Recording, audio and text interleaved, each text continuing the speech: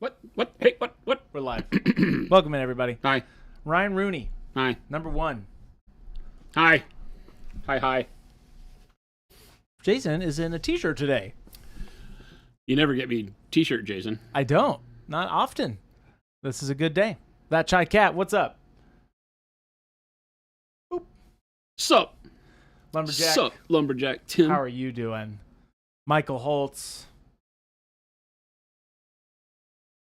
Hello, Mirror nerds. Plays. Rattlecan. Jason, what did you do by yourself? You were encouraged to paint and continue to keep going. So yesterday we, pop in a little closer. Yeah. Yesterday, we did some work on the gold for the Sanguinary Guard, and when I left it off, I wasn't happy with all of the contrast that I had. Right. And the gold, because we did it with the airbrush, it takes a little bit more thinking, a little bit different way of painting in order to make it work. And so I stayed late and just kind of figured out what's an easy way for me to do this so that then I could run through it on the other models and already have it planned out. Mm-hmm. Rather than shooting from the hip like I normally do, I figured it would be better if I had kind of a plan. Yeah. So I did it. Yeah, so that's what I did.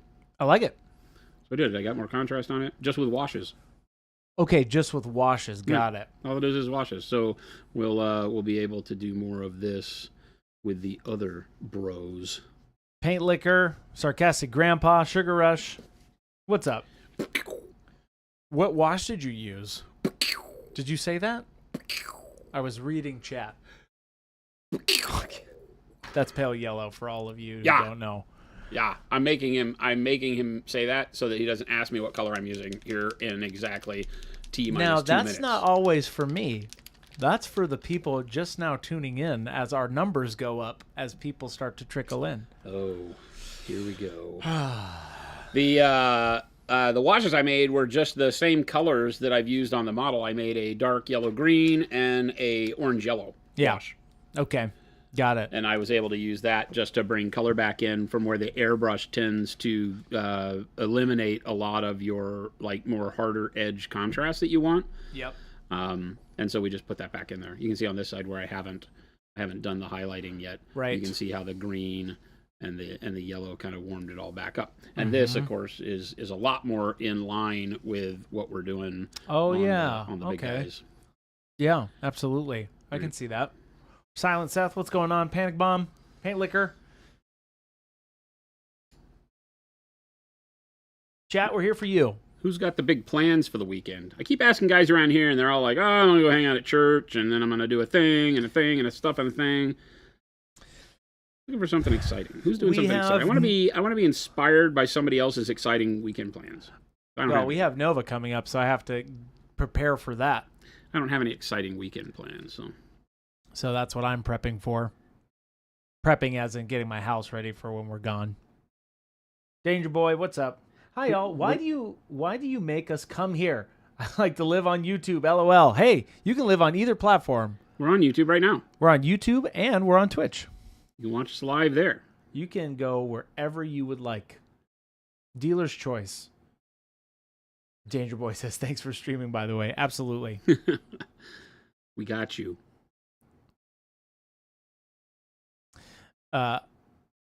Raymer Plays says, exciting for me. I'm working on setting up OBS to stream. Nice.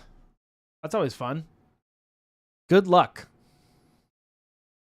Luckily, there's a lot of content on this free platform. Yeah. It's actually a good one. Yeah, there's whole channels that have hundreds of thousands of follows that all they do is tell you what you need to do to be a better streamer. Michael Holtz, equipment reviews and stuff, which is kind of cool. Finishing a lizard enclosure and painting jade. Nice. That's the challenge. And also, I'm making this clear too because September 1st is a holiday. We will not be doing the challenge review on that day. We'll probably do it the day after, so the 2nd or the 3rd, one or the other. Probably not the 2nd because that's when we get back.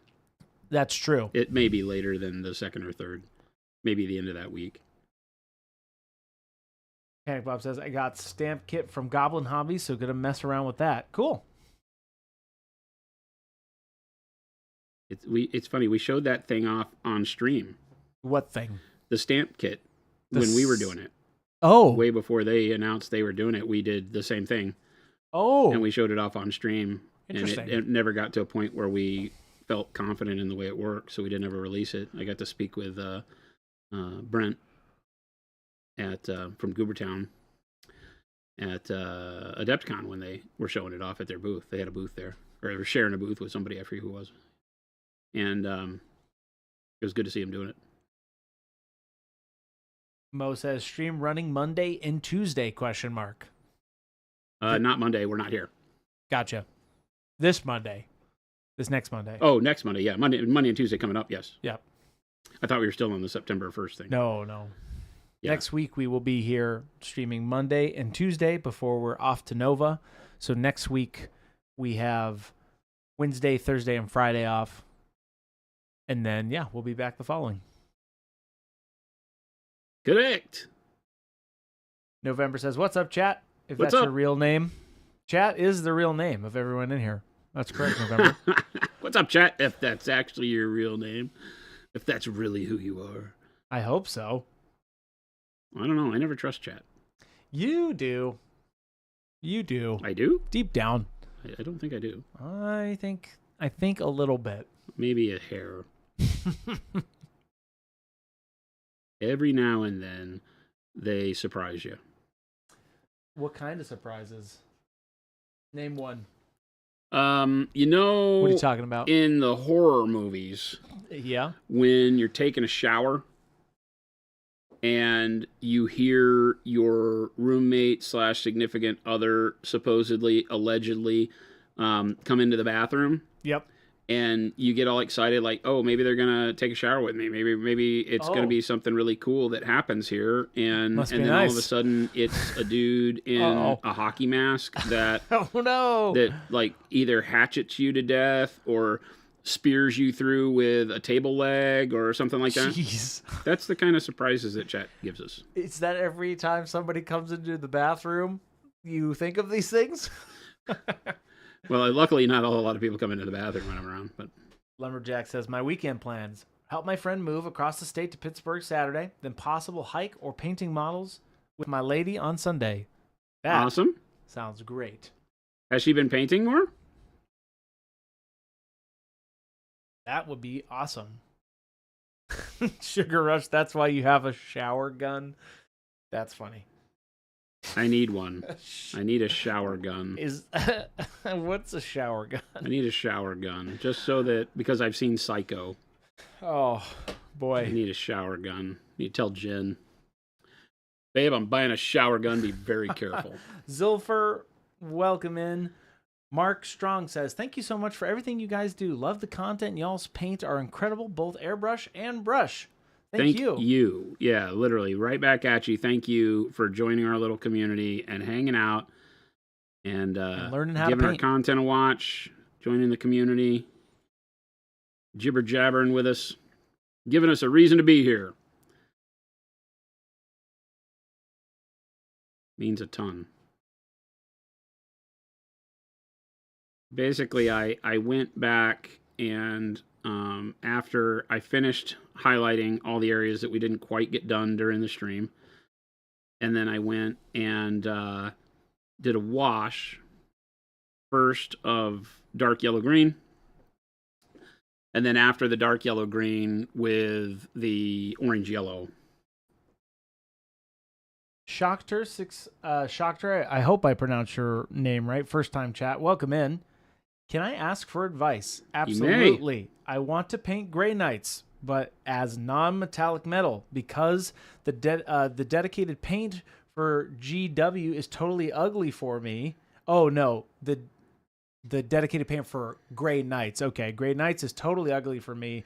Could you tell me what colors should I use to paint Grey Knights? Now, are you looking for the traditional Grey Knights?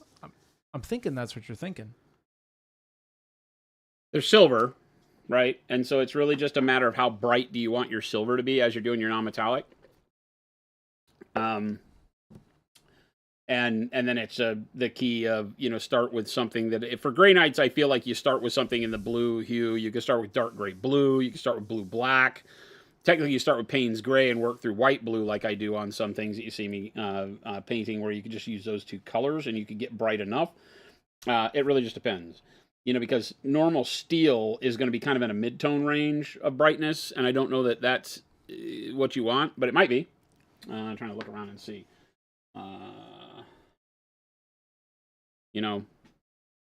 So in using, like, this is all just neutral grays and then a little bit of yellows in the blade to catch reflected sunlight type deals. And so you could do something like that. That's just, I think I use dark neutral gray, dark warm gray, bright neutral gray, and then white, right, to do like a blade edge like that. There's a little bit more blue done with the Payne's Gray on the bottom edge.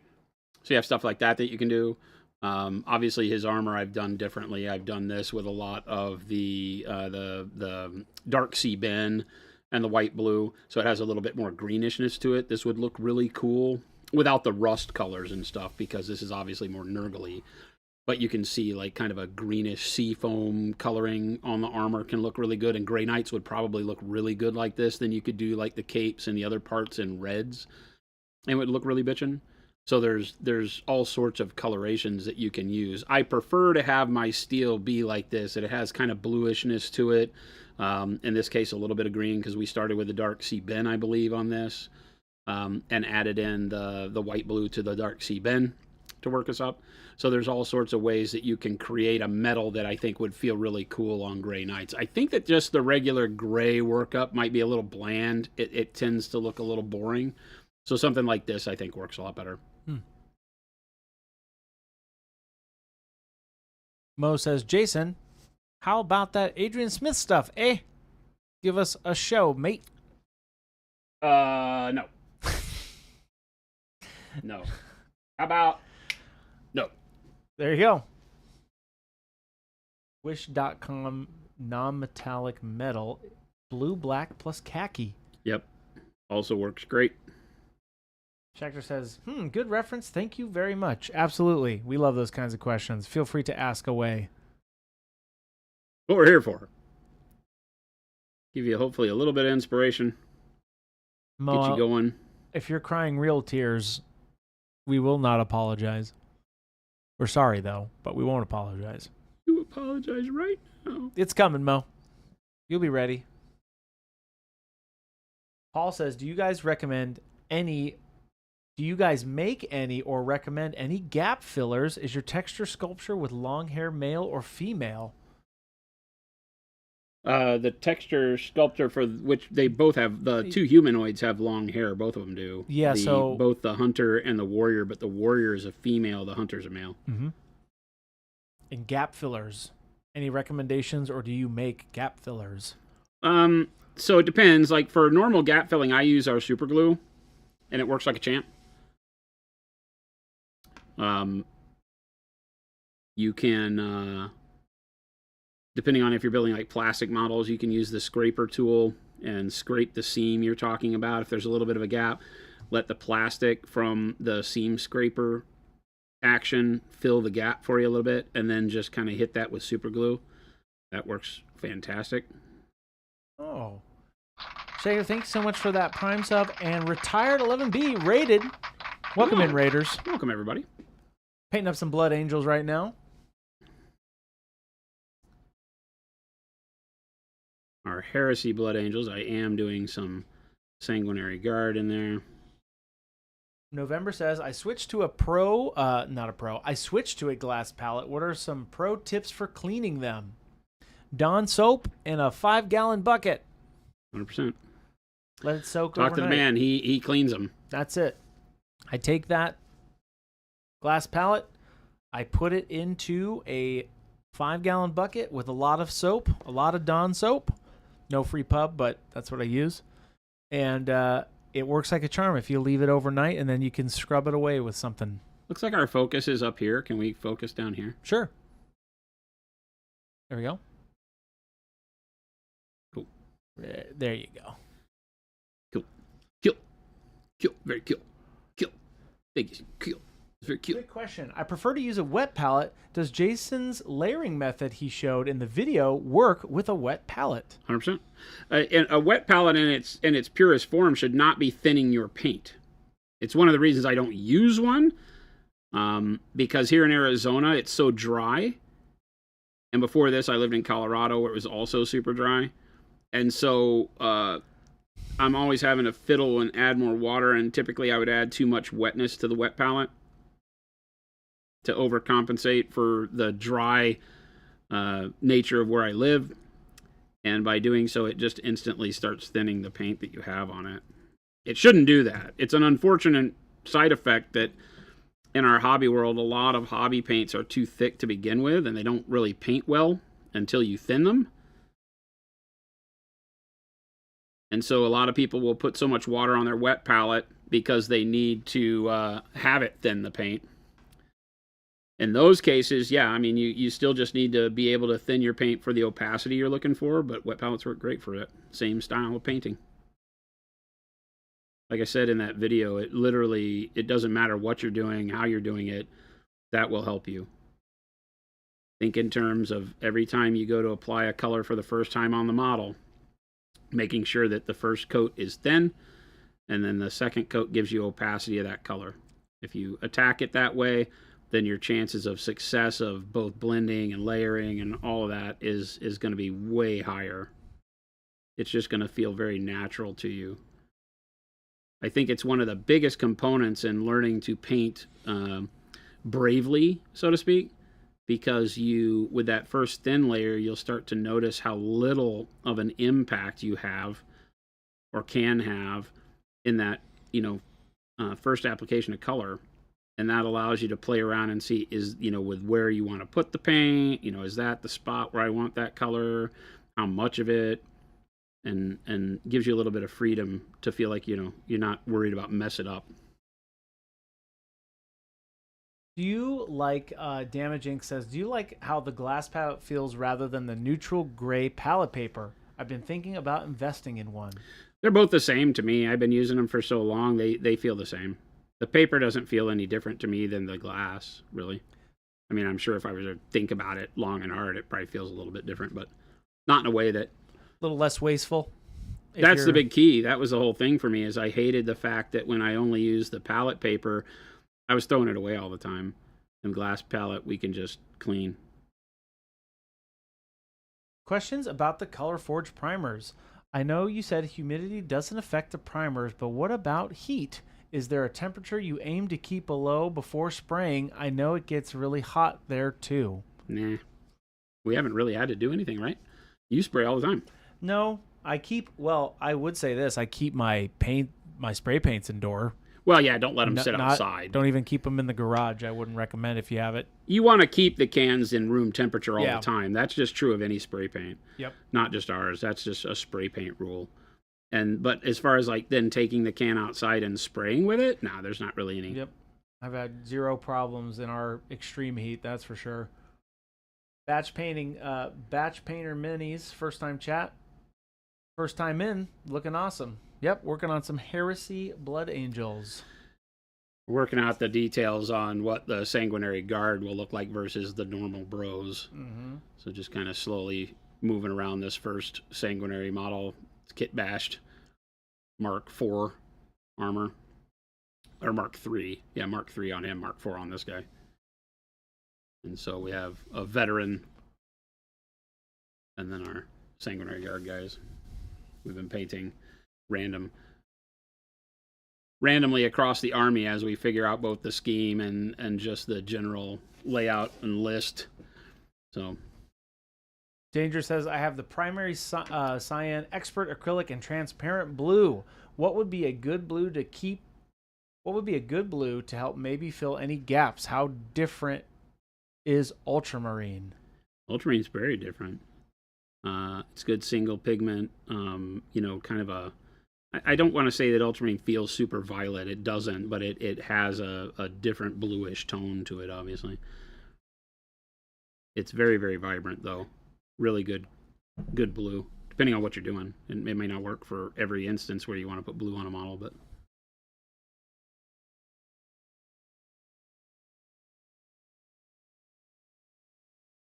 Sinister Plank says, I use my primer cans outside in Swedish winter, no problem. Just don't stay out there too long. It's more of a problem for you than it is for Yeah. the cans at that point, right? Mo says, how does one paint cast shadows? Cast shadows. Well, the biggest way is to find a shade of the colors that the shadow falls across and then just line it in. A lot of times, depending on the intensity of the light, you could wind up painting a line, right? Because you can imagine like holding up a sword and the light's coming from the opposite side of the sword. It could, because the sword is close to the face, it might be a bar that doesn't even have to blend very much. It's going to want to blend a little bit at the edges so it doesn't just look like a racing stripe. But the bigger key is to make sure that your shade color is correct, because, you know, on something like this, I could just paint whatever, you know, the dark green or whatever I wanted to create a shadow for, say, like the shield down on his leg. But if I had a model like, you know, one of the other has red and gold and everything else, then I would have to come up with a shade color for the red, the gold, and everything else that it crossed, the violet, whatever I was doing, the browns, you know, whatever colors the shadow draped across, I would have to figure out what that color would be, so that the shadow itself doesn't have any color. It's just a lack of light. And so it's everything it falls across just has to darken that particular color. So you could have a lot of colors you have to mix to do it right. But you can start from the same base, like say a Payne's Gray. You know, if your model was based in Payne's Gray for your shadow color, then start the shadow with Payne's Gray and then add in bits of whatever the color of the object it's shading is, and then just paint that area. It's pretty simple. That may oversimplify it for you, but... Muad'Dib, if I was going to try a glass palette, what do you recommend? Now, are you meaning tips for using a glass palette, or what glass palette to use? Jason just got this one off Amazon. Yeah, it's just a... You just type in glass palette, something will show up. But if you're asking for tips, what palette to use? Yeah, that is, it's on Amazon. Any glass palette will do it, but he also recommends using a gray background rather than the white. Yeah. Sinister Plank says, wouldn't you just mix in desaturated blue into the color to make for a good cast shadow color? Well, that's what Payne's Gray is. That's why I said, you know, start with whatever shadow color you've put on the base model in general. If you've done what I do, which is, you know, you create a base hue for your shadows across the whole model. Like all of these are based in Payne's Gray.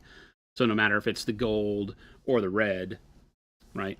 All of these start from Payne's Gray, so they have that very dark black blue shadow to them. Mm-hmm. So if I were going to do a cast shadow, because I've set the world and the environment up to have that Payne's Gray shadow to it, I would use Payne's Gray as the base, and then mix in all my colors into that to desaturate them into shadow. Payne's Gray. Rather than, say, just pick up a black or something like that.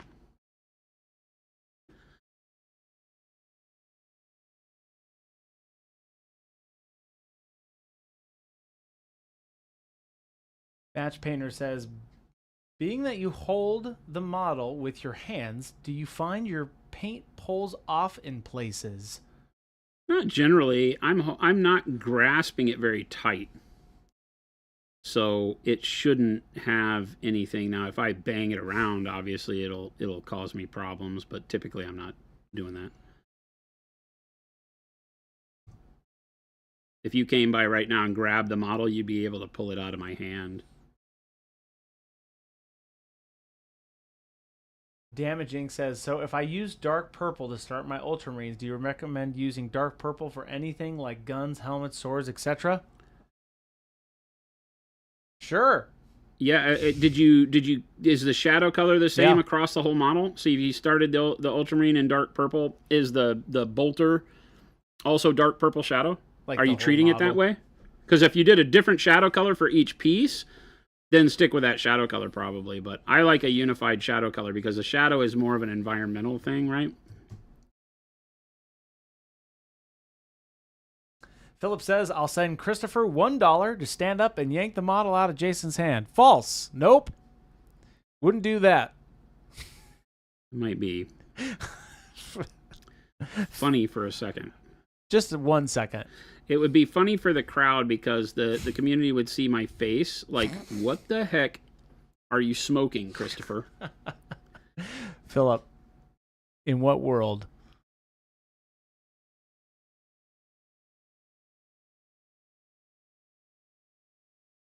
I don't think you get to say that's false. No, that's false. I will not do that. That's a false thing. The whole thing is false. Linux, thank you so much for that sub. Appreciate it. We appreciate those subs. That Chai Cat's got a question. Sure. Let me pin that for you. When thinning red orange to go over burnt orange, I'm struggling with it coming out chalky and streaky. Am I over thinning since orange is transparent? Not sure what I'm doing wrong. Sounds like it.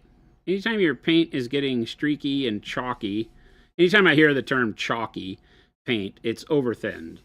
Because what's causing that is that the paint is not coalescing on the model properly. The pigment is floating around because it's in too much water or too much thinner. And as it cures on the model, it kind of bulks up into random clumps, which makes it look cloudy or chalky. Chalky is something that comes with ultra matte paints. Satin paints don't turn chalky when that happens. No, I won't do it. They still on that? First time chat Brenna says, I'll pay $2. This isn't an auction, everybody. Okay, wait, is that our Brenna? Wait a second. 'Cause fired. If that's our Brenna. Brenna, Fired. is that you first time chatting? Fired. If that is, all right, let's get the bids going. Do I hear $3? Because at some point, Jason will let me do that. At $1 million, Are we at steak dinner yet? I mean, let's Take just that from me. take it. No, just Do we get a take steak it. dinner? Because if we got a steak dinner already, Yeah, then at some point, if this number keeps going up, I think Jason would allow me to pull the model from his hand. yeah. I don't exactly. think that's gonna happen, chat. Brenna says, "Oh, it is Brenna. Interesting." Fired. No, the communal pot's got to be like $1 million, Phil. $1 million? $1 million. I don't know that you've done a good analysis of our customer base. We're not really appealing to people with that kind of disposable income, Christopher. Who knows? Somebody out there. Somebody might. We say these things. We don't know who's always lurking. Hey, if you are lurking, feel free Welcome, to ask a everybody. question. Oh, wait. Oh, no, that's speaking of lurking. Oh, sorry. Speaking of lurking. Dang. Oh, it's not my cue? Speaking of lurking, Welcome, everybody. if you are lurking, please ask your first question. And by first question, I know you have one. Or maybe you don't. Maybe you're just chilling with us. Either way, let us know you're here. Hopefully you're having a great Friday. How has your Friday been, Jason? Pretty rough.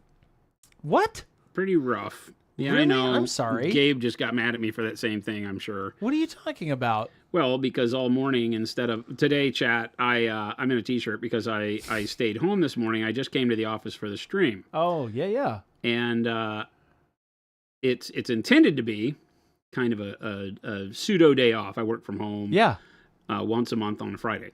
Jen and I started this thing where we'll cut out at lunch, or take the whole day off or whatever.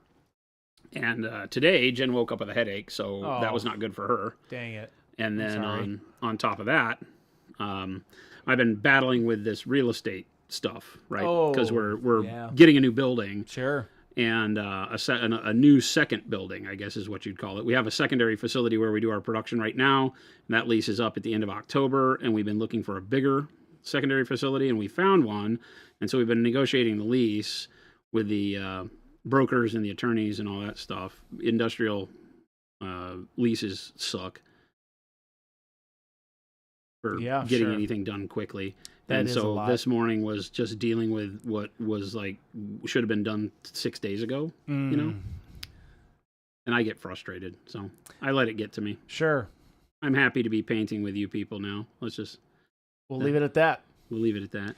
TCG player, when are we going to see Chris paint and Jason do commentary? He keeps threatening, and then he backs out. He's like, no, I really want you guys to have the best experience on the stream. I truly do, and I actually do mean that. I think it would be fun. We'd just have to plan it out, right, to make sure that you guys are also learning, and I'm not just, involving all the questions, because I will have questions. I mean, I'll be a part of the chat because I'm like, well, wait a minute. Well, I think the best thing, like we talked about, is to do a series where it's you picking a model you want to paint. Yeah.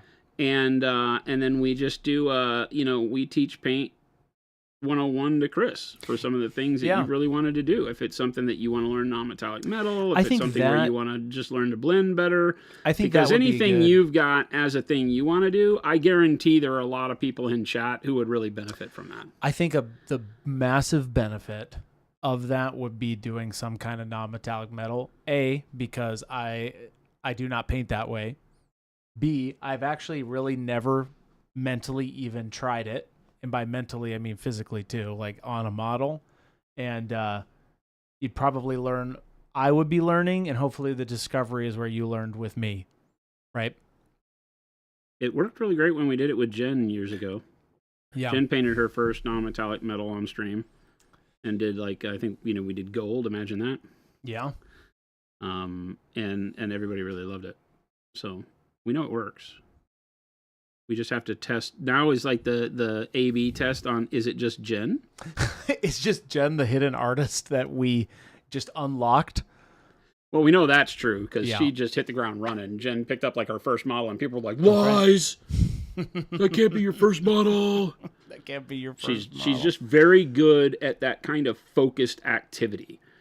You can tell her what it, she'll ask, like, how do I do this? And you can tell her, and then she just focuses and gets it done. She just has a lot of fun with it. So, yeah, painting didn't seem like something that I think she was confident would come as second nature, and then she just nailed it. It wasn't even funny. Muad'Dib's got a great question. Not a question, Muad'Dib. But just wanted to say... Hey, you stop. What's that? It's Muad'Dib. Muad'Dib? Not Muad'Dib. Oh. Muad'Dib. I need you to respect Frank Herbert. I don't notice these names. Plus, it's a dark blue. Not a question, but just wanted to say Pro Krill are the best paints I've ever used, hands down. Thanks for putting them the world. Thank you. You're very welcome. That means the world. Appreciate it. I'm so glad you use our paints. That's awesome. Thank you. That will never happen, because Chris will paint a goblin green base and Jason will turn off the stream. Potentially. Oop, power outage. Oopsie poopsie. Why gray background on the glass palette? A neutral color like gray makes sure that the colors on the palette look exactly like what you're going to get when you paint them on the surface you're painting. If you do it on white, they're always going to appear darker than they really are. So I always warn against white palette paper. It's just not a good choice. It's something that's kind of standard for everybody out there. And if you're painting canvases that are painted white gesso first, then it makes sense because the paint will look the same on the white gesso as it does on the white palette. So, that's the argument to be had for, well, why do so many painters use white palette paper? Well, they're also painting on a white background when they start from scratch. If they've gessoed it or just a white canvas. So it is more indicative of what they're going to get. Technically by that kind of standard, you could use a black palette if you prime your models black, sure, and get a better feel for everything right there. So there is a story to be made for that. I just have never really found a black palette that worked. I tried doing black paper at one point in time. It's too absorbent. So. Yeah, interesting.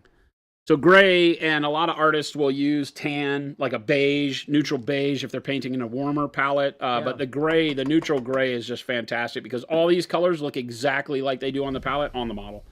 The palette doesn't intrude value-wise because it's a nice neutral value. So if the color looks dark here, it'll be dark on the model. Glennick says, would love a 101 series. Yeah, we'd have to plan it out. I don't think it's out of the realm of possibility. Him saying we have to plan it out means he's scared to do it. I don't think I'm scared. I do truly want to make sure it brings a value because obviously we get a limited time per week to be able to learn something. But we get 52 weeks. That's true. I just always want to make sure that you guys are learning something and that you get some good stuff at the end of the day. So maybe we will figure out that because all they learn is that it's not them, it's that Chris can't learn it, then that's worthwhile. What do you mean? Wait a minute. I, I don't know.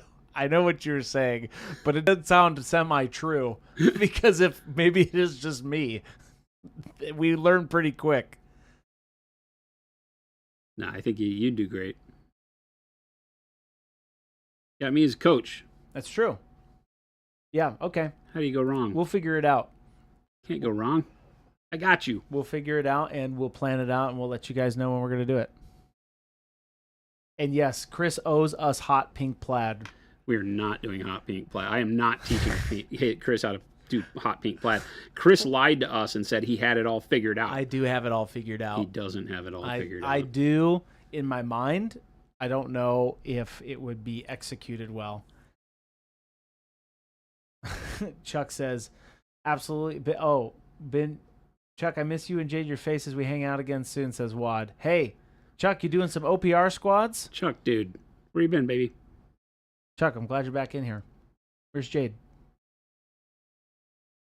I did my first, Danger says, I did my first non-metallic metal following along with Baby J with the Doc Ock model. I love to hear that because that's great. That stream did exactly what I wanted it to do. Mo says, she mastered painting minis in 5 minis and now she retired. I'm assuming you're talking about Jen. She painted a couple. There you go. So Jen's shtick, and I hope she's not watching because I'm going to give away her secret. Jen believes very strongly in the do it once, do it great, and then retire from it at the top of your game. That's why she doesn't play miniature games, because she won the 3 she played with me, and she's like, I don't have to play anymore. I proved it. It's like, I proved I am the greatest. No need to do it anymore. She loves painting. She didn't get any time to do it. That might be something where we could do that too. We could have a couple of streams every now and then where we get Jen in here. Absolutely. She's lounging around with the dogs. She's got a headache today, but the weather. It's the rain, yeah. That came out of nowhere. It happens to me every time, man. Anytime this season where there's lots of stuff flying around and then there's moisture and humidity and all that, it just drives her bananas. So yeah. Glennick says, to build out my Pro Acryl set, do you recommend the expansions in any order? ? I'm a huge fanatic for expansion set 1 as a great starting point once you have the base set colors, or however you got into the line and your colors that you love to use. Expansion set 1 just has so many colors that I use all the time. Dark blue, dark purple, shadow flesh, olive flesh, so many of the flesh tones. It's a great set just standalone. After that, it's really up to you.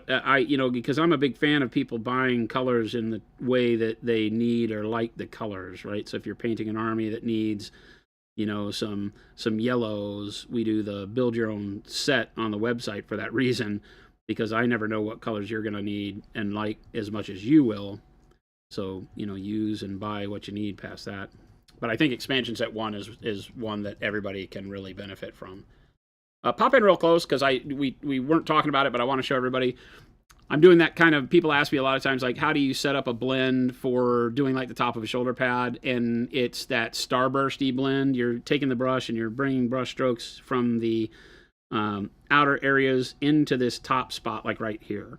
So all of my brush strokes will come up and meet at the spot where I want it brightest, right there at the top. Mm-hmm. Then, boom. Jen says, I'm always watching. Oh, geez, she's here? Oh, Jen is always watching. I know it. I didn't think that was true. So you talk about doing, okay, I see what you're doing here, that little star formation, and then you feather Well, you pick back. your brightest spot right here, and then all of your brush strokes should pull light towards that brightest spot, right? This is something I definitely could learn, right? This in particular.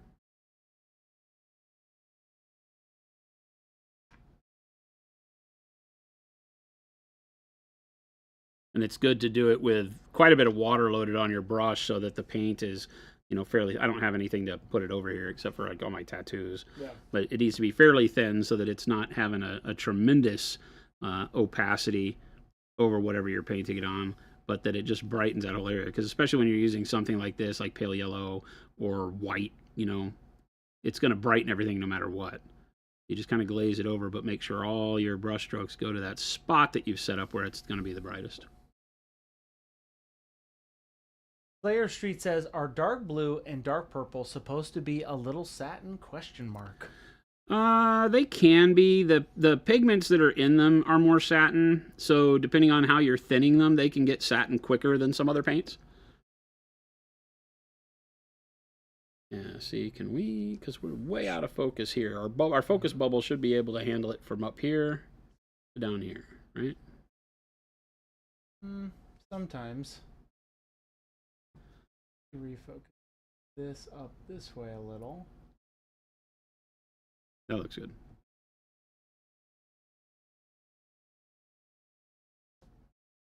Yeah, typically it doesn't really focus in when you're flat on the table, but when you're here is where it's focused. Okay.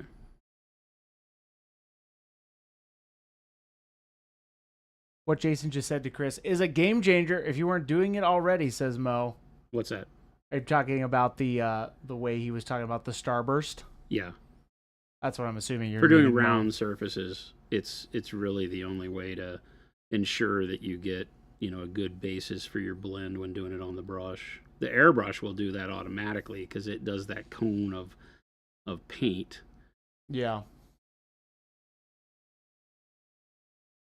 And some people, like when you get good at the airbrush, you could go back in and blend out a lot of your round highlights with the airbrush after you've done the initial brush stuff. That's a very valid way to do it. You see me do that quite a bit. Where we'll use the airbrush later in the scheme.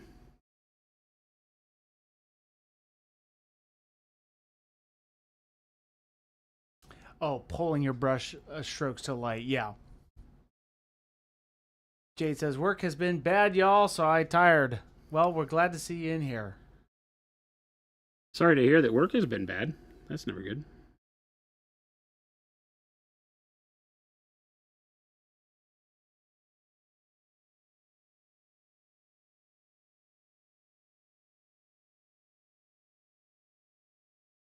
Sinister Plank says, my airbrush skills only extend to base coating.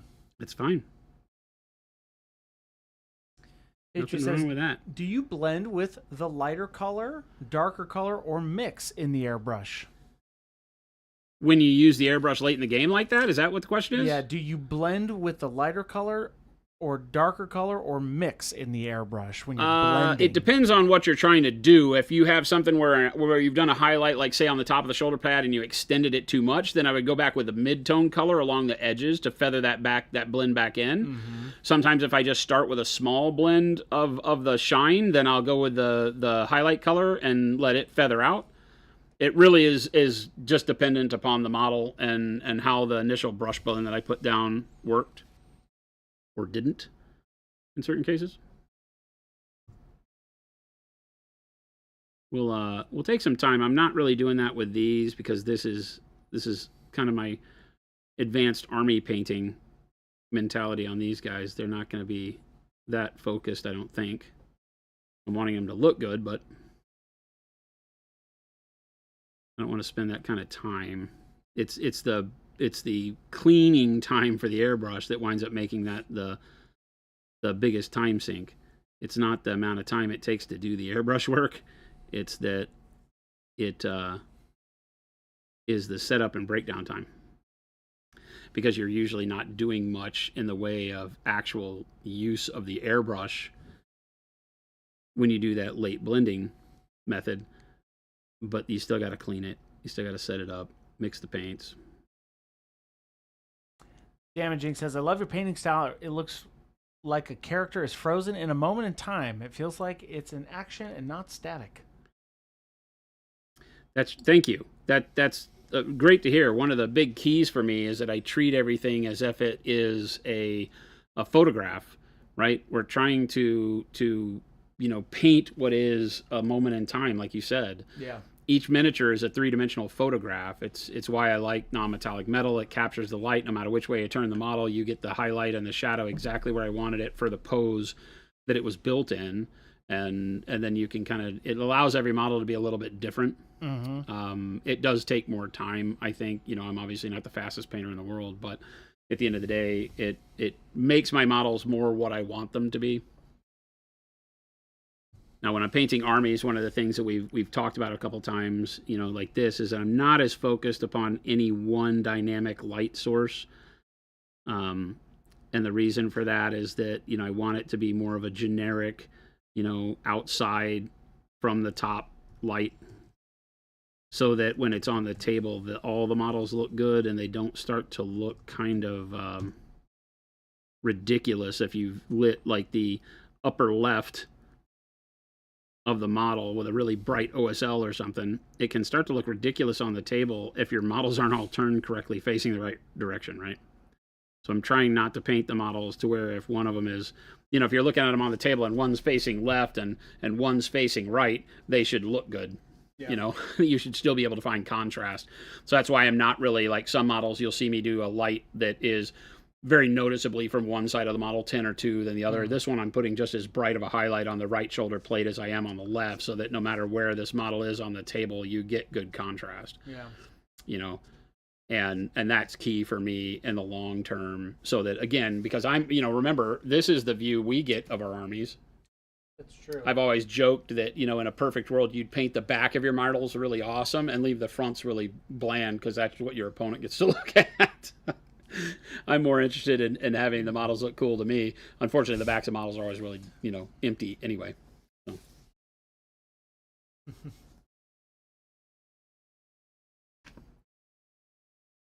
Chuck says, recently, in Adventures of Machine Shops, we realized that our maintenance department doesn't know how to use a measuring tape. So when the new 400-ton press was delivered, we had to have a crane remove it and reinstall it because the new press was exactly 1 inch too tall to fit in its space. Well, that'll do it. That'll do it. I mean, 1 inch too tall. Can't you just knock a hole in the roof? At that point, hire me. I'll be your problem solver. I got this. Well, I don't know if it'd be easier, right?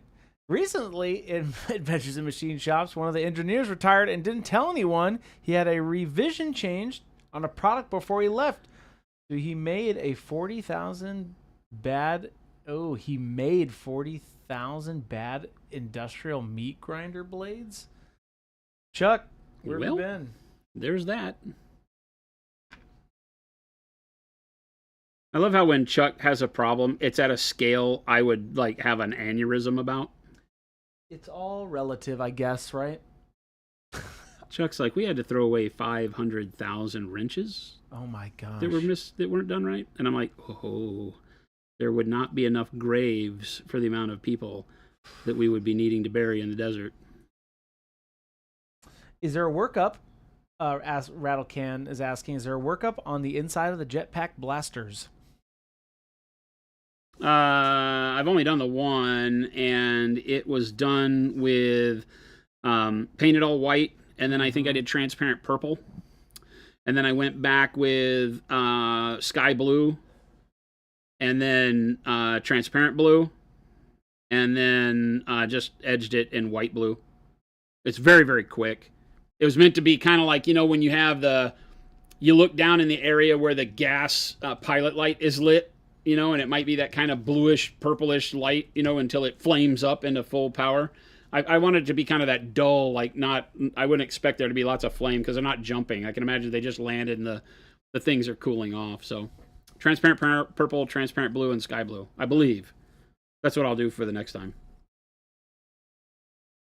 We'll be doing awesome. A lot of them because I only have 5 million jump packs in this army. That's true. There's not a single model without a jump pack that I'm actually using. The Saturnine guy doesn't have it. Even my Dreadnoughts have jump packs. Even your Dreadnoughts. Even the Dreadnoughts. I have 2 of the, whatever the hell they're called, Incendious Dreadnoughts. Contemptor Incendious. Cantankerous. They're dual power claw, close range melee dreads with jump packs.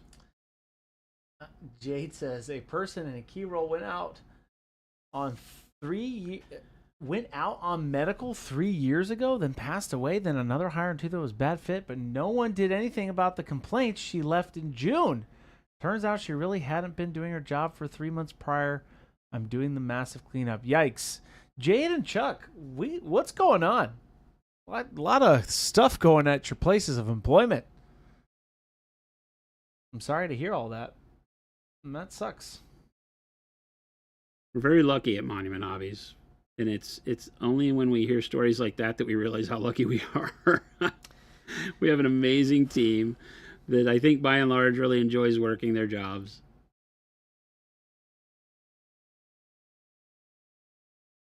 Oh my gosh. Chuck says, well, recently we had to throw away 20,000 acetate screwdriver handles because our vendor made them incorrectly. They don't have oh my gosh. They don't have the right stuff. Any qualms about buying? Yikes. A lot of stuff.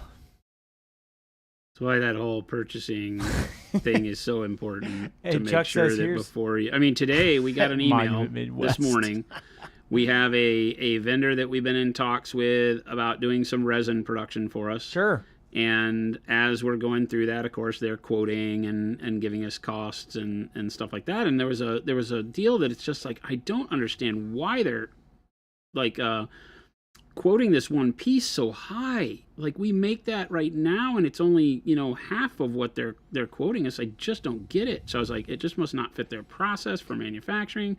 I don't know, blah, blah, blah. And it's been a point of contention through this whole process because I'm like, man, I would really love to use you guys, but I just can't use this one thing. It's too expensive, blah, blah, blah. And this morning he goes, I think I might have just, he goes, an ad came across my Facebook. An ad? For the product family in question. He saw one of our ads, and the product in question was shown in the ad, right? Okay. It's the stand for our texture trainers. Oh, so like he saw a Shopify ad. He got an ad from our Facebook ads. Yeah. And it showed a picture of a texture trainer, and it sits on the stand. Yes. And he immediately sends me an email. He goes, I think there's a problem. He goes, I just got an ad on my Facebook today, and it was yours, and it showed this piece that I'm quoting you. And we make all of them in-house right now, so when you go out to quote to somebody else to do it, as volumes increase, we want to have a backup, we want to have all of that going on, then, you have to go through this process of, well, it's going to cost us more to have somebody else doing it than it costs us to have it done ourselves in most cases, but it needs to be close. Otherwise, we have to jump the price up. We don't want to do that. Right. And so this one was like abusive, what he was wanting to charge for it. I was like, that just can't be possible. But I was just putting it off. I was one of those things I was sweeping under the rug. I'll handle it later. This email came through, and he goes, I'll show you. And he shot us a photograph of the one that he had test done for us. It was like 10 times bigger. The stand was like, dude, the stand was as big as my cup.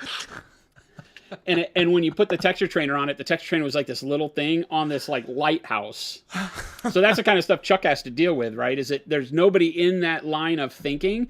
They give a PO to a vendor, the vendor gets the wrong file or gets them drawing an old drawing and isn't followed up with, and they just make for the PO, ship out a million things. They show up on your doorstep and somebody goes, oops. Now, did he print any of those? No, that was just a one test that he was quoting off of, but that was why the quote was when it came back, he goes, okay, yeah, now we got it all figured out and it's way lower. It's like right on par with what we do it for ourselves. So I was like, a fun April Fool's ad. It was like well, it was the opposite, right? It was like instead of Stonehenge being this little bitty thing with like the little person dancing around it, it's so funny. That's hilarious. So yeah, but it just shows the chink in the armor of any manufacturing company that you have to have somebody that is always paying attention. Even if it's a vendor that's made the part for you before, somebody at that end could get replaced. They have their own hiring and firing going on. They could have somebody on their team get replaced, which we've had happen in the past. And the new person that takes over grabs an old outdated file. And then you place a PO and they build to the old outdated file. And then what are you left with? You're left with now getting a bunch of stuff from a trusted vendor that you've never had a problem with, and you get a bunch of stuff from them that's like, Yeah. Chuck says, I don't even get an oops from our purchasing department. I'm lucky if they mutter an, oh, well. That's just people that need to be replaced. Sorry. Have your boss call me. You can't have employees like that in your business. There's no good solution for that.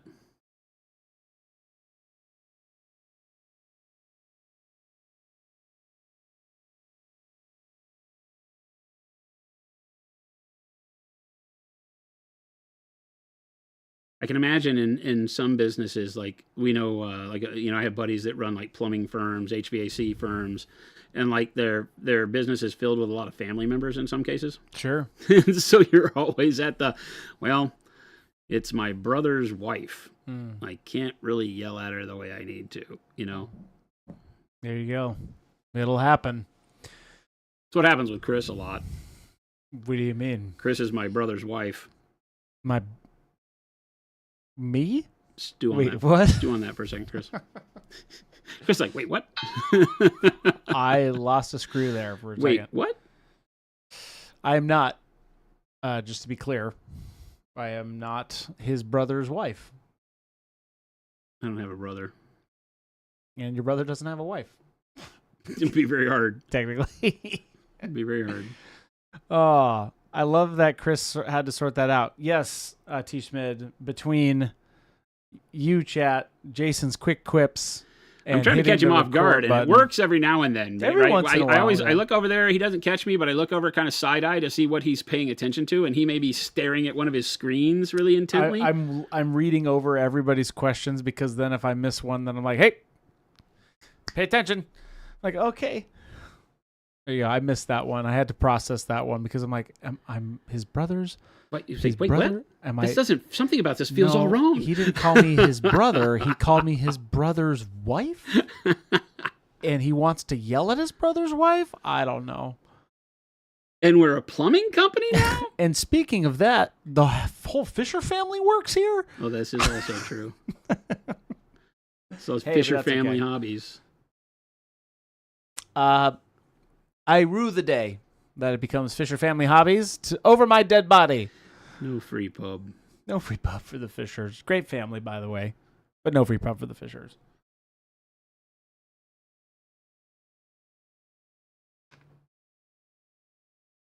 Gabe's back after his vacation.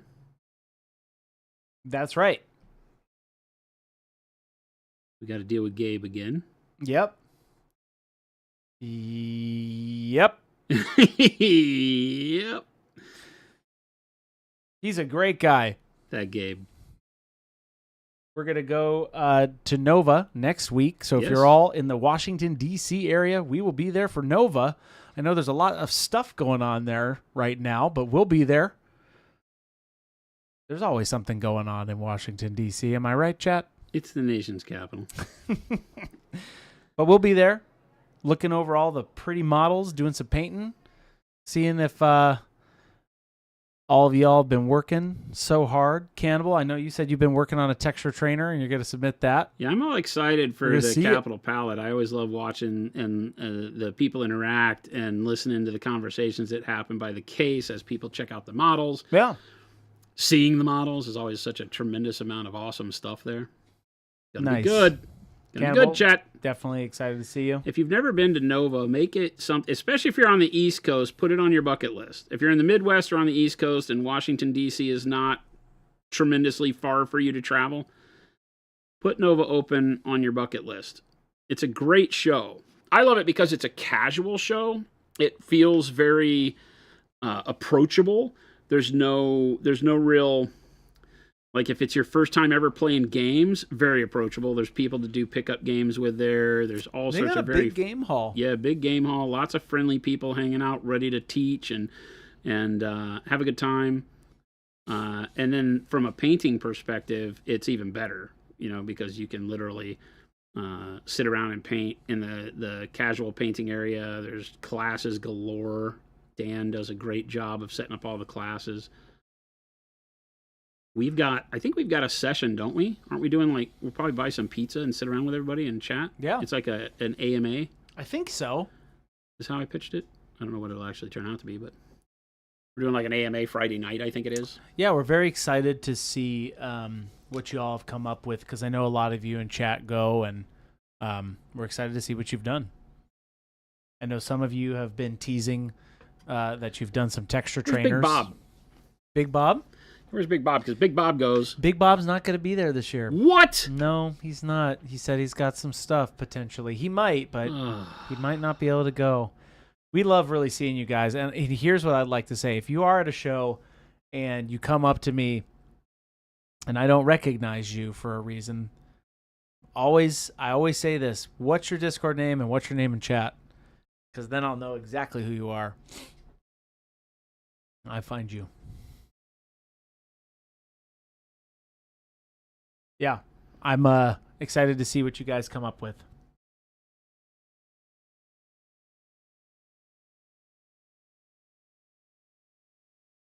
These shields have got a lot of malarkey on them.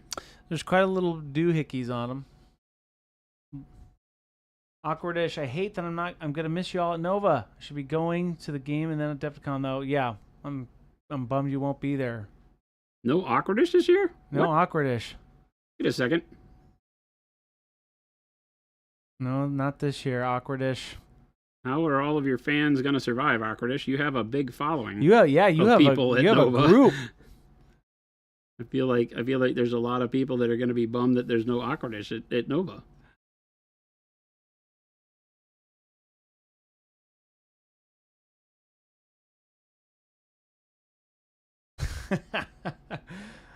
Oh.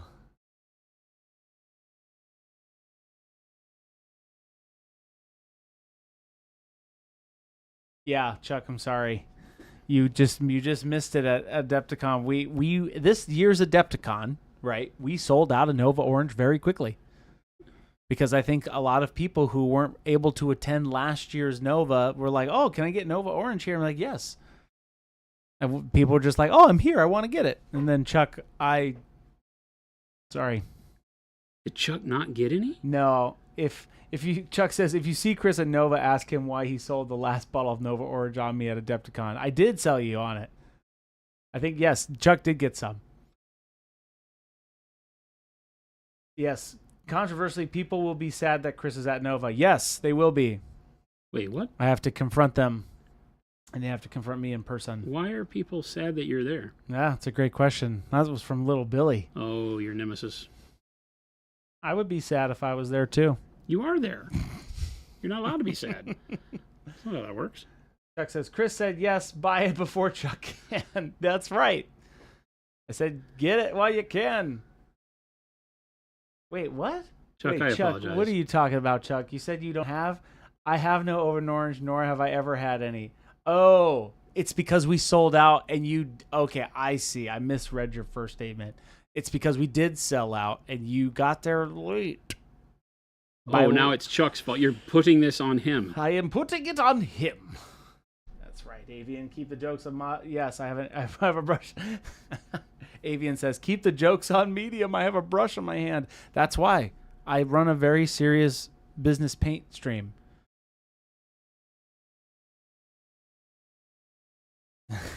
I'm sad, Chris. I'd be at Nova, but that's because no stream.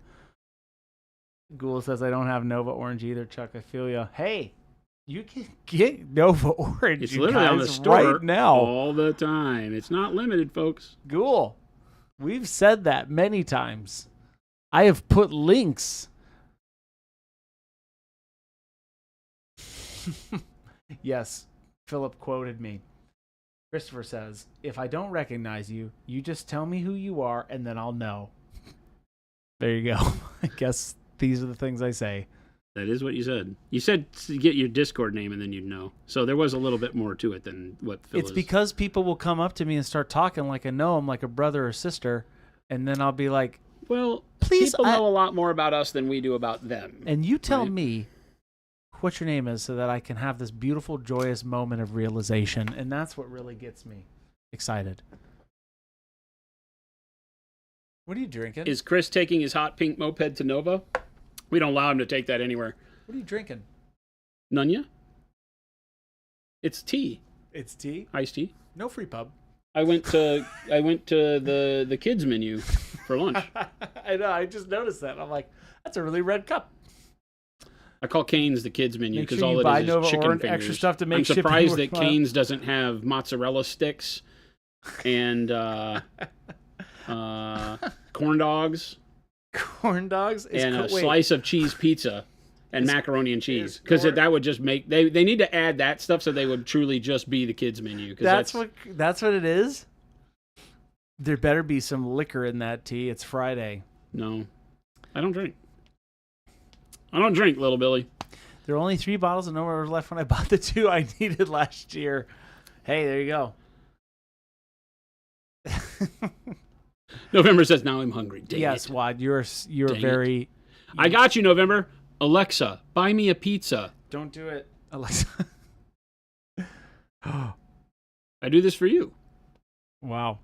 Wad says, you can also wear a hello, my name is sticker with your Twitch name and still take Chris a while to catch up.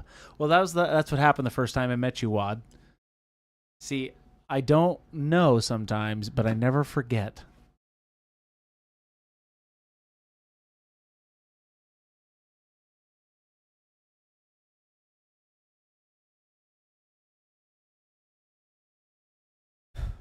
I do my best, chat. That's all I'll say. You do your best for the best. That's right.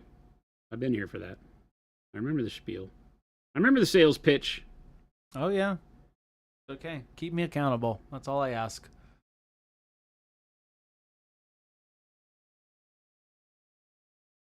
This is a hard-working individual. Takes much pride in his work. Speaking of hard work, this is welcome, everybody. Oh. No, I was just about to say, this is funny because this is a lot of non-metallic gold. Like the whole model. That's cool, but it's like this army is an endeavor, and it's gonna look great when it's all done. It looks great already. It's just gonna get even better. Right, chat? Did I win? You win. There's no one I know Willing gets bullied for 2 hours every day of the week. Hey, little Billy, that's my job. To get bullied? That's right. Wait a minute. I take the slings and arrows. That's not a thing. Chat, come at me. Let the waves crash down. That's not a thing. That's not a thing. I'm switching gears. Is it because I'm in a bouncy chair you guys bully me? Is that it? Chris is in a bouncy chair or a ball. Esphys, it is what we call the swapper. I would never... No free pub. What am I doing? Papacio, firstborn little Sangi? No, this is... these are sanguineous... Or these are sanguinary guards. What's a firstborn? Little... Okay, I see. These are sanguinary guards. And believe it or not, no, they are... What do you mean? Big boys. Oh, I see what you're saying. These are scaled up. Yeah, they're Primaris on the right, my army on the left. They're scaled up Heresy era armor guys. So. Yeah, that's right, little Billy. Big chunks. We do have a Sanguinius though.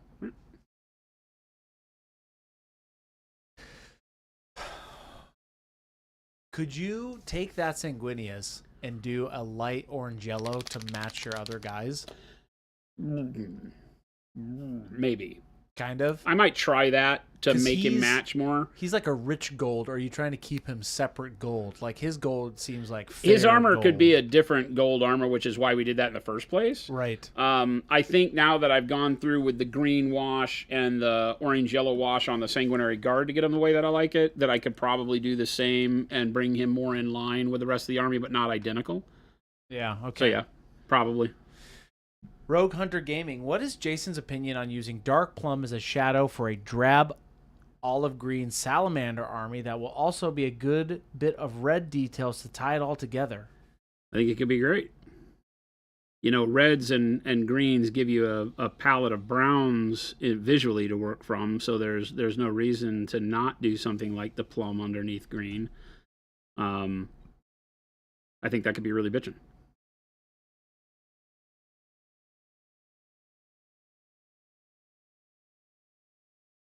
Dark plum is such a good color because it's got enough of a bluish, purplish feel to it. In our rack here in the studio, we keep it on with the purples as far as hue goes rather than putting it in with the reds.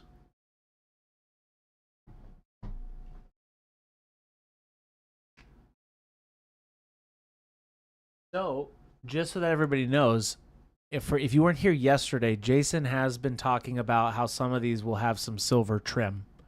Not all of them will be gold trim. Some of them will also be silver trim. Yeah, and I That's why really he wish I pivoted. would have done all of my normal assault marines like this, but we've already done the other squad with gold trim. Yeah. We started it, so I'm just going to leave it like that. They don't have to be the same. The nice thing in the Heresy is that, each, like the Blood Angels Legion had like five, I think it was like five, oh no, it had 300 companies 300 companies? of Marines. Oh, with I somewhere see. in the neighborhood of about 500 Marines each Okay. in them. Right? So like 150,000 strong for each legion. And then the Ultramarines were like nearly double that. So, you can get away with a lot of variation in the Heresy, which is really cool from a storytelling model painting perspective. I really like that. It's one of the reasons why the Heresy has always been a big deal for me. I just never liked the fact that all the models were the firstborn scale. And up until recently, when they released the Mark VI Beaky Marines, the models were the same kind of firstborn anatomy, and that has always just irked me. Beaky Marines. So I didn't get into it until second edition when they came out with the Mark VI Marines. And then I found my buddy here that does the scaled up models. And I was off to the races. We have a whole Mark VI army of Dark Angels that I love. But this army will definitely be like my jam. Guaranteed. George, if you have questions, you're saying your first time chat and first time watcher. Yeah, if you've got any questions, George, Hit us up. this is the place. That's what we're here for. Jason does paint at a very high level, but can also teach us methods so that it doesn't overcomplicate the process. That's what we do. So if you have got questions, yeah, no please matter let where us you're know. at in your painting, if it's your first time picking up a brush or if you painted a million models, we're anxious to hear from you. Any questions or George, that's where I'm at in my journey. I'm things you wanna learning talk stuff about. too. So I'm here to hopefully inspire you guys and gals to pick up a brush and try something new, right? Or to pick up a brush for the first time if you've never painted before. yeah, So yeah, our normal guy. What my goal was to have veterans in my army be easily recognizable on the field, and so in my head I had it that I would do all the veterans with gold trim on the shoulder plates, and then the normal assault dudes with like silver or black. We'll do the silver's done like this, right? Like the metal on his claws, not the claws themselves, but the metal on the claw, and so we'll do the shoulder plates like that. And then, of course, we have the sanguinary guys that we've been working on. That'll be all gold. I love gold. With white wings. And then everything in between, right? I'm not going to use this guy in the army. Well, I will. He'll be in the army, but he won't be in the force that I'm looking to play first. Because I've got 62, I think. 62 miniatures. 62. 58 or 60 normal dudes. And then 2 Contemptor Dreads that also have jump packs. And a Thunderhawk. That's my army. So I'm excited about that. That Thunderhawk model is huge. How many points is that thing? 650. Oh, wow. That's a lot of points. Well, it has a Titan gun on it, so Right. It needs to be something. The Mastodon's cheaper. The Mastodon's only 600. But the Mastodon doesn't move as much and doesn't have as big of a weapon complement, so I feel it carries more guys, right? And both of them can... the Mastodon is an assault vehicle. Yeah. So the Mastodon can allow me to charge out of it without being disordered. Oh, right. You have a Mastodon. I forgot about that guy. So the Mastodon would allow my assault. I've had to go to vehicles, gang, because the new rules in 3rd edition Horus Heresy don't allow but for 1 deep strike unit a turn, and you can't charge out a deep strike anymore. So it really neuters a Blood Angels army more than just about anybody else in Heresy.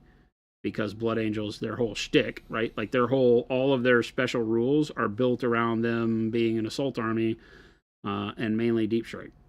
So they didn't think about this, GW. Maybe think about my boys before you change the rules.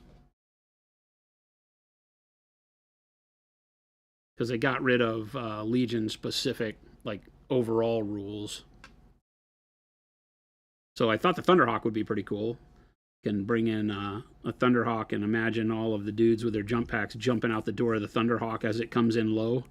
Has a neat theatrical kind of amazing Die Hard feel to it. It's like if you've ever watched the Hell's Reach. You should watch it on Hell's YouTube. Reach. It's 40K, but you should watch Hell's Reach. It's kind of like the precursor to Astartes. This guy took the idea of the Hell's Reach book and he made a fan interpretation of it in video, and it's a really kind of cool, sketchy way to do video. It can be triggering for some people because it has like a lot of like the sketchiness of the models. It looks like the lines that he drew them in move all the time. Yeah. So it's a little brutal. But it's a good watch. And there's a portion of it there where a Thunderhawk comes down in the middle of the battlefield and some of the guys jump out of it in their jump packs, and it's pretty riveting. So cool. It's got a good theme. George they're says Black Templars, but whatever. So I'm painting, and George, you said you're a beginner, which is cool. So I'm painting small 3D printed models of the SS Georgie from the It movie. The base is done, but I would like to put some edge highlights to the old dried blood. I did purchase all the acryl paints, the pro acryl paints. Nice. That sounds awesome. You've used airbrush 25 years ago, never used brushes. Cool. Wow. That's awesome. Wow, that is super cool. 25 years ago. You can see immediately how different these models with the silver trim are going to look. The steel. They'll look a little bit more, yeah. I could see that. The cool white metallic and blues of the steel next to the red are just going to make this unit and any of the other ones I do this kind of painting on completely different. Yeah, Derpstick, he's doing some of the silver trim on the pauldrons on some of these guys, yes. Yeah, initially I was going to be just doing like my regular Assault Marines with this, but I forgot and did one of the assault units with gold, one of the normal assault units with gold. So now I'll move into these guys being this way. And then I've seen, going around, there's a lot of them that like the jump packs would be this color too. So there's a world where I would probably do a lot of the jump packs this. I'm not going to make that decision right now. Perceptron says, hello, congrats on the EU website. Thank you. I'm very eager to finally be able to try some of your paints. What colors would you recommend to start with? I heard a lot of good stuff about the white and the red. Yeah, the reds you can see here. The white is where we started the whole line from, so it's kind of the one that gets everybody first, because everybody, no matter what you've been painting, you probably have had a bad experience with painting white. And our white just shows you the power of our entire line. How we make paint is different. Our goal as miniature painters to make a great paint stems from our need to have the paint that we paint with ourselves. And so it's really something where I feel comfortable telling you, what do you want to paint? Do you have a project coming up that you want to use? Rather than telling you, hey, go try these colors, go pick colors that you want to try. The formulation of Pro Acryl is very different than most paints you may have used in the hobby, in that the consistency color to color is tremendous. There are, if you look at the label, we will always call out if a color is more satin. We have 2 gloss colors, a handful of satin colors from some of our signature artists, and then the rest is very matte. Yeah, man, that's such a awesome question, but also so hard. But you can't go wrong with any decision. Yeah, I mean that's really what I'm saying is that my confidence level in our paints is, I mean, I sit here and paint with them live every day, and I'm really more in tune that pick something that if you want to paint, or a color that some people are like, I always have a problem with orange. Well, try orange. Yeah. If you want to see what our paints will do for you and give you a feel for what you're going to be up before you buy the whole line, then try a color that you've had troubles with. Usually for people, it's oranges and yellows. I'll give a shout out to our signature set with Vince. It is a fantastic set. I love that set. It's because it has Payne's Gray. Payne's Gray, dark yellow, green. I use on pretty much Royal Purple. All of them. It's so hard when you start saying the paints out loud. You're like, oh, that's a great one. Oh, it's good stuff. Well, yeah. I mean, it's like people ask me what my favorite color is, and I'm like, I mean, basically Pro-Acryl is 190 some odd colors eventually of my signature series. So I love all of them. Yeah.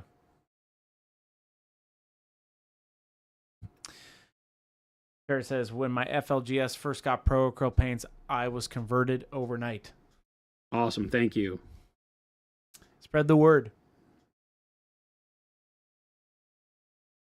I have said it numerous times. We get asked a lot of product development questions here, as you can imagine. But I have been asked over the years a tremendous amount of times, why did I decide to do Pro-Acryl? And the answer for me was simple. I needed a better solution. I've been painting for over 45 years. And in my over 45 years of painting, I've run into tons and tons of problems with tons and tons of paints and had to go and do my own thing with them to kind of get it to work the way I wanted to. And not everybody paints the way I do. I totally understand that. But for me, what I was looking for was a better answer that was built for painting models. It wasn't built for painting houses or anything else. You know, it wasn't made from a tempera paint formula from school paints like some of our competitors' paints are. None of that. It was built from the ground up to be great for what it's intended to use for, and that's painting three-dimensional objects, and in particular, highly detailed small-scale three-dimensional objects. And I think we nailed it.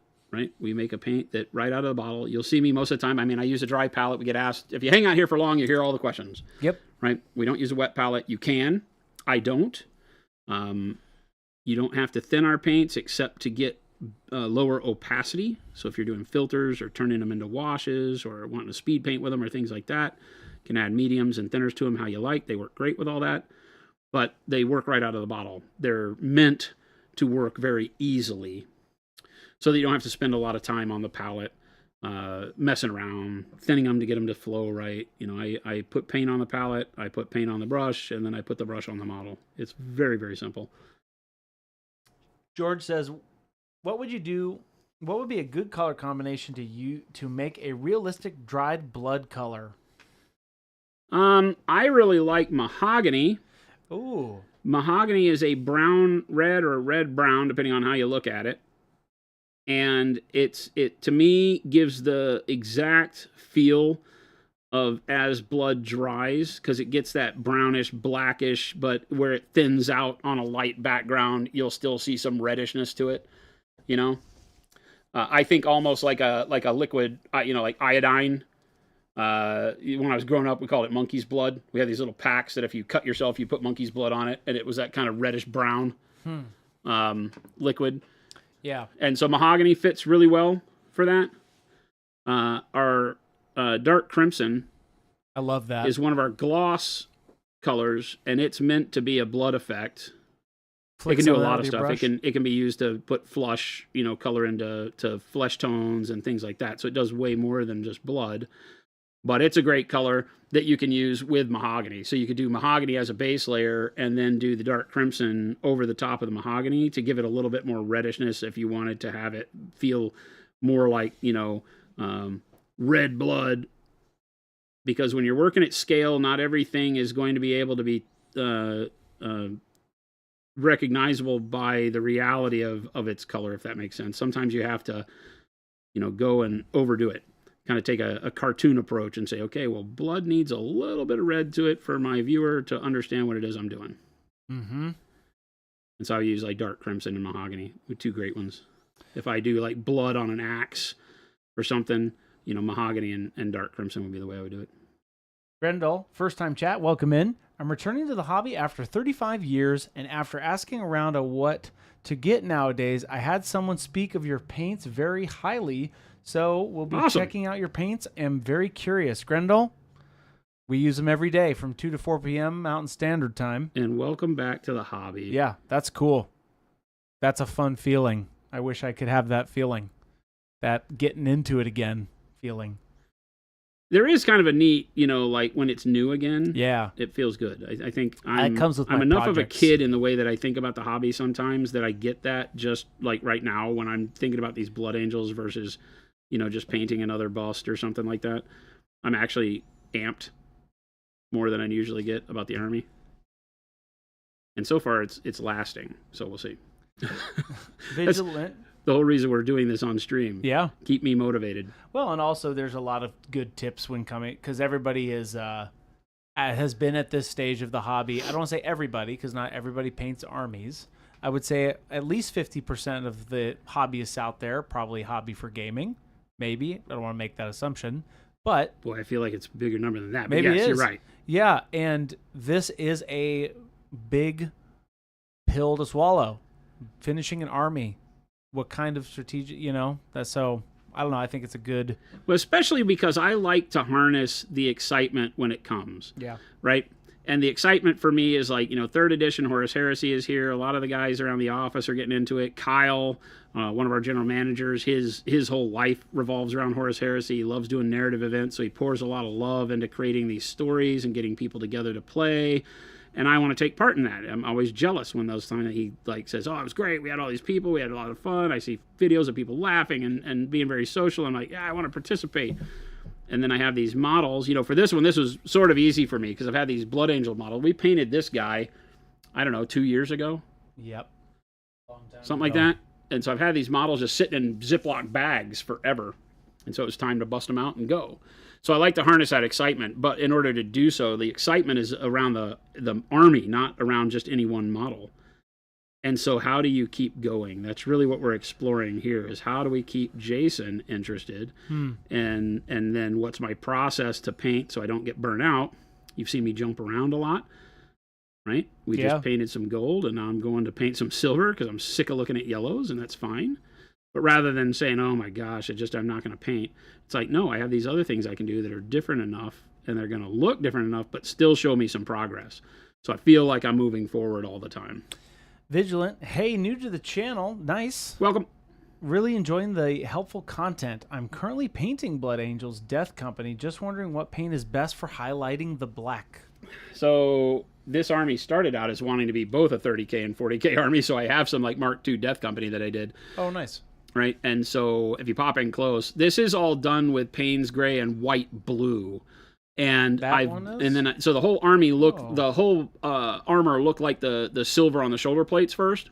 And then I did black wash over the top of that for the armor itself to make it black.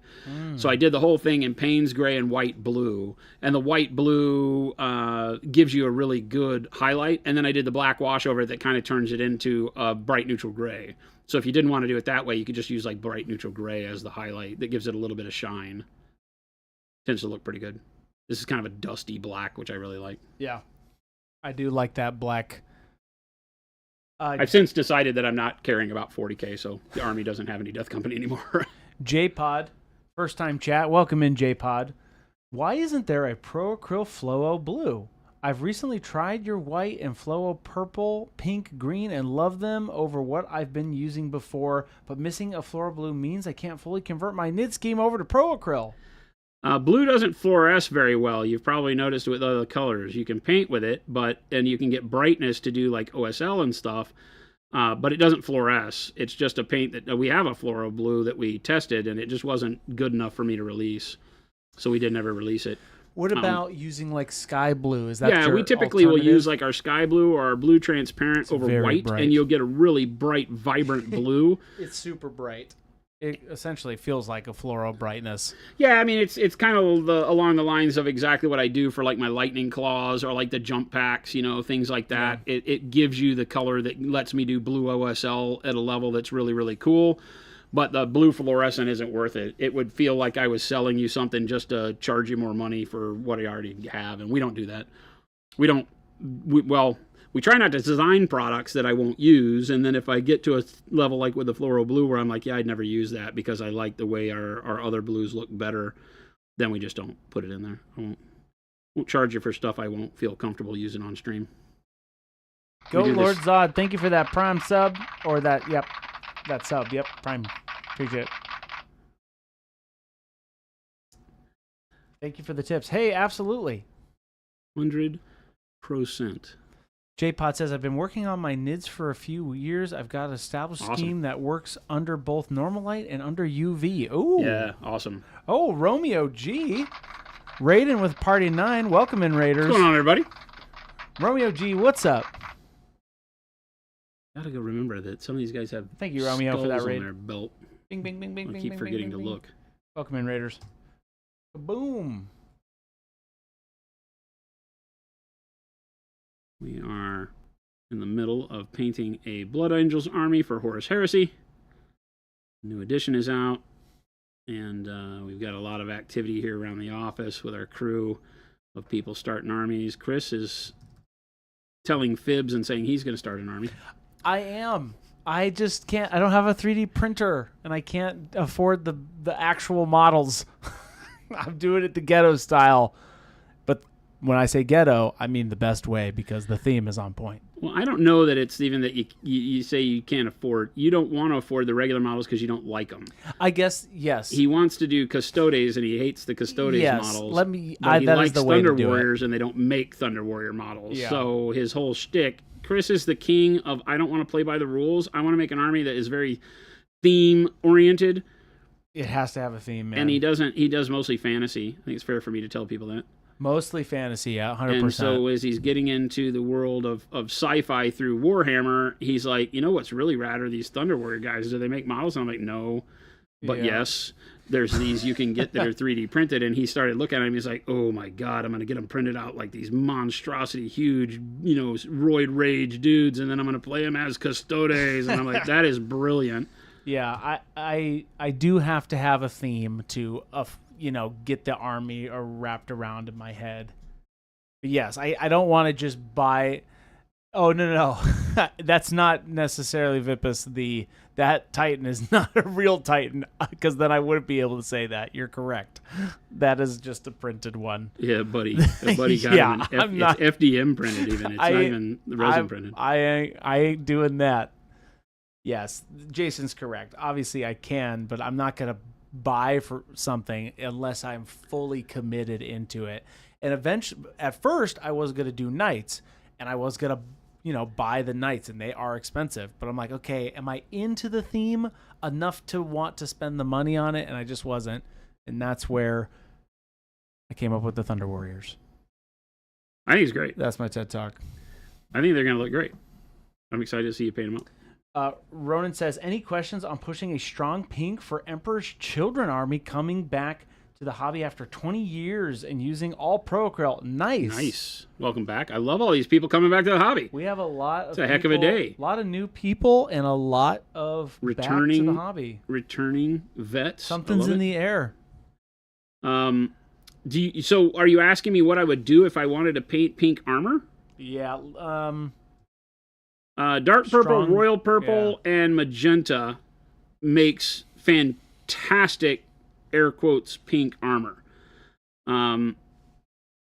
The dark purple, royal purple give you a really good foundation for shadows for pink that doesn't feel bubblegum, because I think the big thing in pink armor in combat is that you just don't want it to feel like it's cotton candy pink.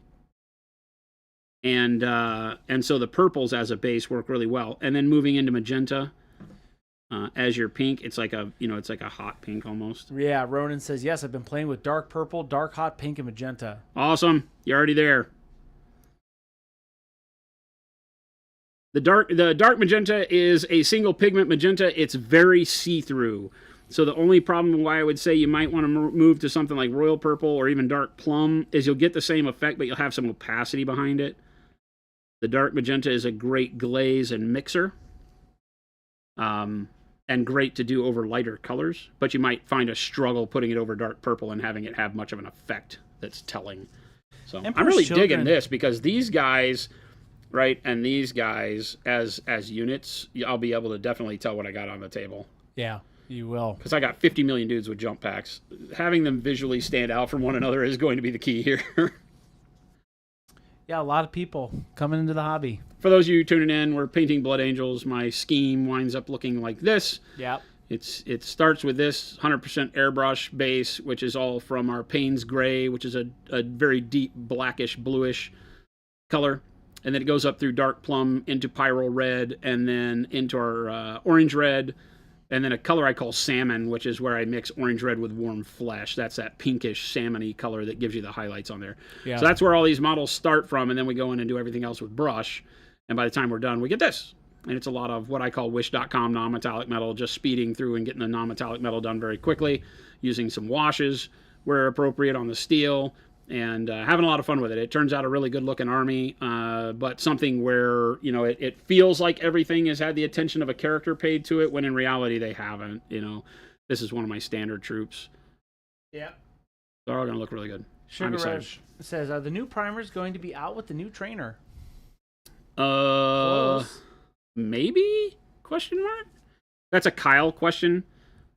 I don't remember when. I think that we're supposed to be getting the primers ready for going in stock next week. So it'll be very close.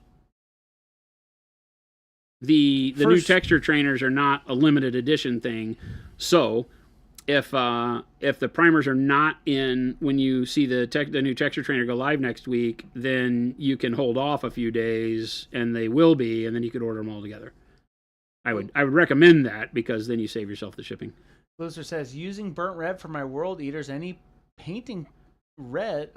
tips painting reds on black primer?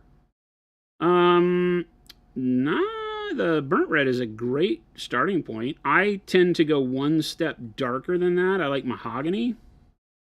So over the black primer, I would do mahogany, and that's especially with World Eaters. Yep. And I would do mahogany first, and then I would do the burnt red over the mahogany, and then you can use the Pyro Red as a highlight as needed. That looks fantastic. Great way to do a really gritty blood red kind of a setup. Romeo G, again, thanks for that raid earlier, says, so for a 53-year-old guy that just got his first Warhammer box. I'm 55. No, I think Romeo G, what's the recommended Space Marine faction, not painting skill, but newbie play friendly? Newbie play friendly, okay. We're talking 40K, I'm assuming, right? I think it's 30K. Did you get 30K, Romeo? Horus Heresy? Yeah, did you get the new Saturnine box? I'm assuming that. You're my hero, if so. Romeo, that's cool. First box. Romeo, do you normally just paint other like busts and stuff like that? Yeah, Romeo, tell us which box you're thinking. 40K, the Tyrannid box. Ooh, okay, yeah, like the two-player box. Yeah. Indominus, or I don't remember what it's called. Man, I got to tell you, we just are coming out with a video. When's this video going to drop, Chris? You keep telling people we're going to have an Ultramarine video. Can you tell us when? Next week. This week is today. No, this next week. Okay, this next week. We're so this next week, we painted this guy up on stream, right? This is the poster child for GW, right? They love their Ultramarines. It's kind of the base point. And I have to tell you that watching this video, doing this paint scheme, you will get fantastic looking army on the table. Oh, I love the way Ultramarines look when you do them in this gritty style as opposed to the super clean style. I think the blue armor is really awesome. So there's a world where I would tell you that Ultramarines are kind of the way to go. They're the way he did this, and go check out those VODs too, is an awesome scheme. But the nice thing about that video when it comes out next week is that you literally could replace the blue with any color. Just follow the steps and start with a dark color and work to a bright color through the 3 steps or 4 steps that I show you for doing the armor. Pick any color you want. You could turn this into salamanders. You could turn this into dark angels. You could turn it into blood angels. Anything you want, because all the other colors on here, the bone, the bronzy gold, all of that stuff, the reds, all of that stays the same no matter what chapter you're doing. So you could technically just take the part of the video where I show you how to do the blue and turn it into any color you want, purple, whatever. By the way, that link will take you directly to what he's talking about in the VOD. But essentially right there, Romeo, over those 3 days, he goes from start to finish Marines. But yes, that video is coming out next week. You can keep me accountable, chat. Yeah, they've made the Marines a little less special across chapters. It feels like they've harmonized it to where there are some units and some benefits that certain chapters get. Especially in 30K, they're no longer really as flavorful individually as they used to be. They still have some cool things that separate them, but you don't feel like whatever chapter you pick is going to get steamrolled, right? Every one of them I feel like has a really good chance. I don't play 40K, so I should preface all of this. I don't really play games at all. I just paint models. Oh, you play games. So the, my preference for colors and painting Marines is, now that we've done that blue one, I would say I would do a whole army of Ultramarines, no sweat. They look good on the table. I don't care how they play.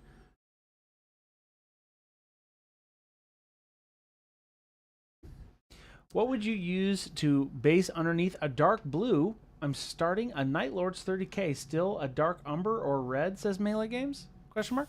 For Night Lords, dark purple. Dark purple.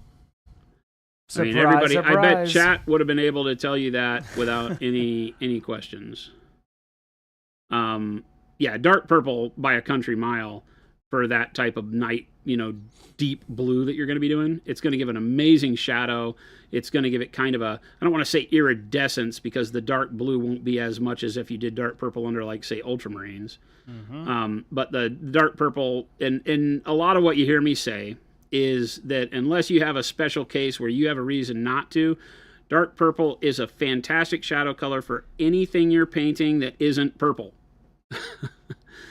Right?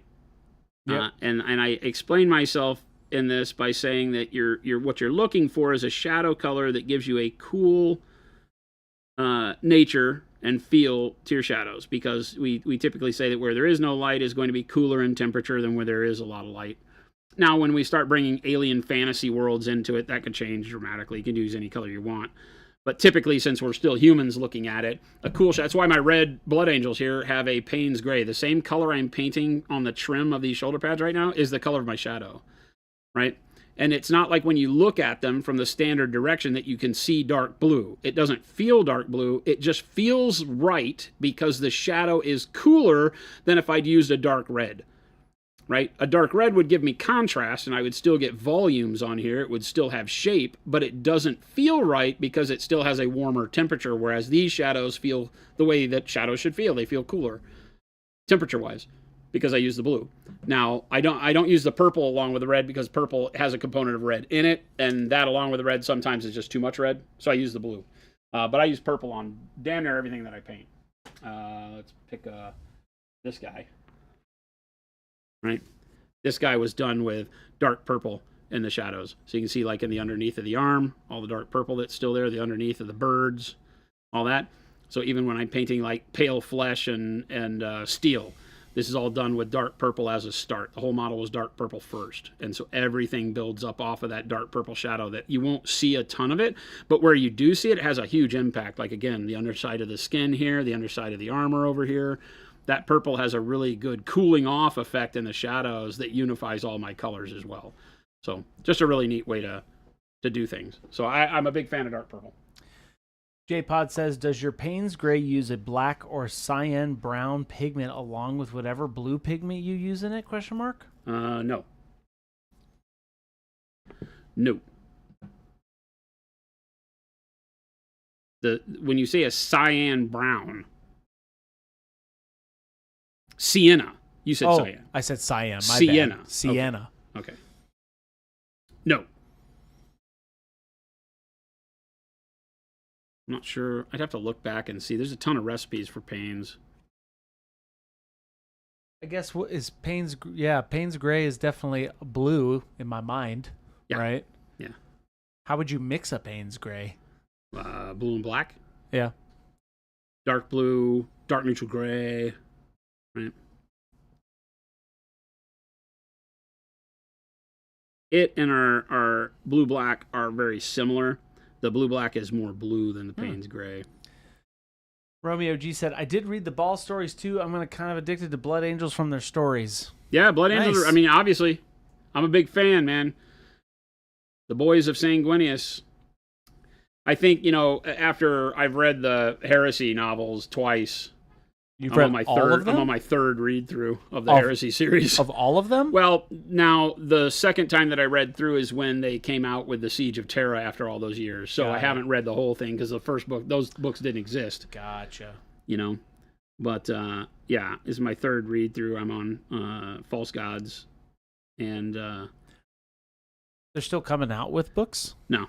Well, they're going to do the Scouring, they say, which is the time after they drive Horus or they kill Horus and drive the rest of the people. Abaddon runs off into the Eye of Terror, and then they go chasing down all the remaining Chaos guys that are in the system.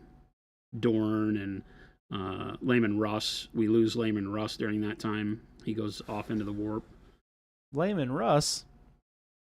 To chase after all the heretics, and we don't ever see him again. Hopefully we'll hear what happens to the Khan. Because right now the Khan was saved, but we haven't seen him, so I really wish they'd get out of their own way and figure out what's going on with Vulcan. Be nice to have Vulcan back. I've been reading lots of stuff about what the guessing is going on. The guessing game's being played about 11th edition for 40K. And if they're going to bring back more Primarchs. Right now, Chaos is in the lead, right? They've got 4, and the Loyalists only have 2. Artistic Outlaw. I've noticed that Payne's Gray is a little bit more hydrophobic than Blue Black. Is there anything different in the mix that causes this? Nah. When you say hydrophobic, how do you mean? What's it doing that makes you say that?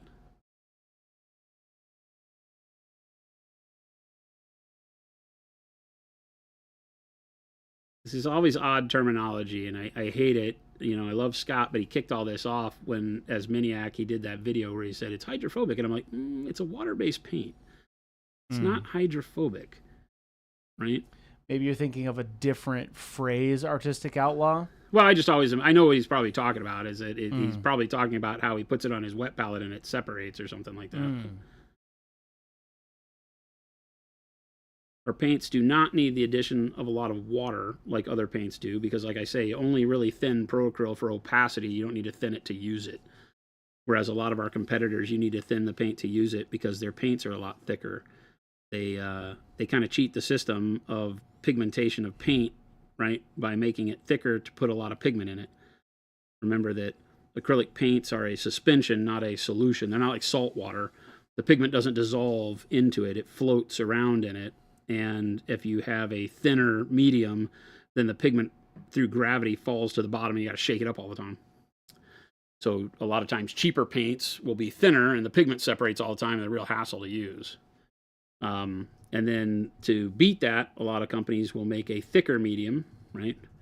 And treat it like we always, joke, and they treat it like a house paint.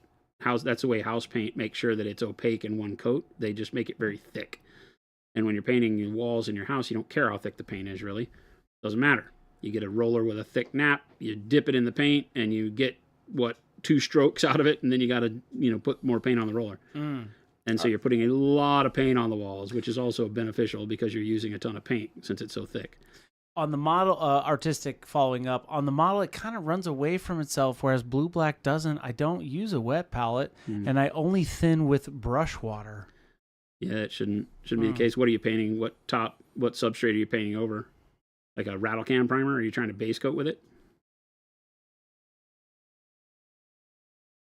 If it's pulling, then it's on an oily or waxy surface, and that could be like a rattle can primer or a surface where it's had oily fingers touch it or something like that. No, there's no reason chemical component-wise that the paint would do that. I mean, you see me paint with it all the time. It doesn't ever do that.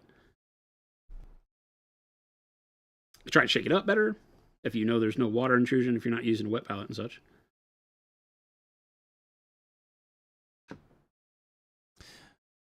MH Ralcam primer and yes, base coat.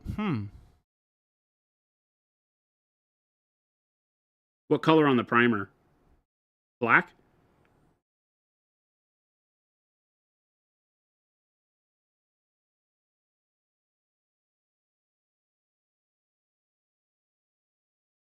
On the white, it could do that.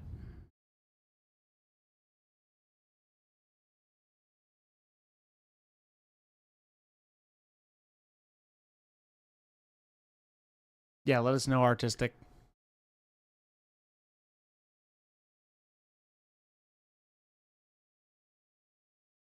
Matte gray. The gray. Mm-hmm. Shake the gray better. The gray and the white are a little less matte than the black, right?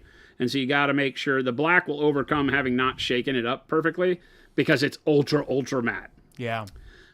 So make sure you check and shake it up more and make sure you're getting a matte finish out of the gray.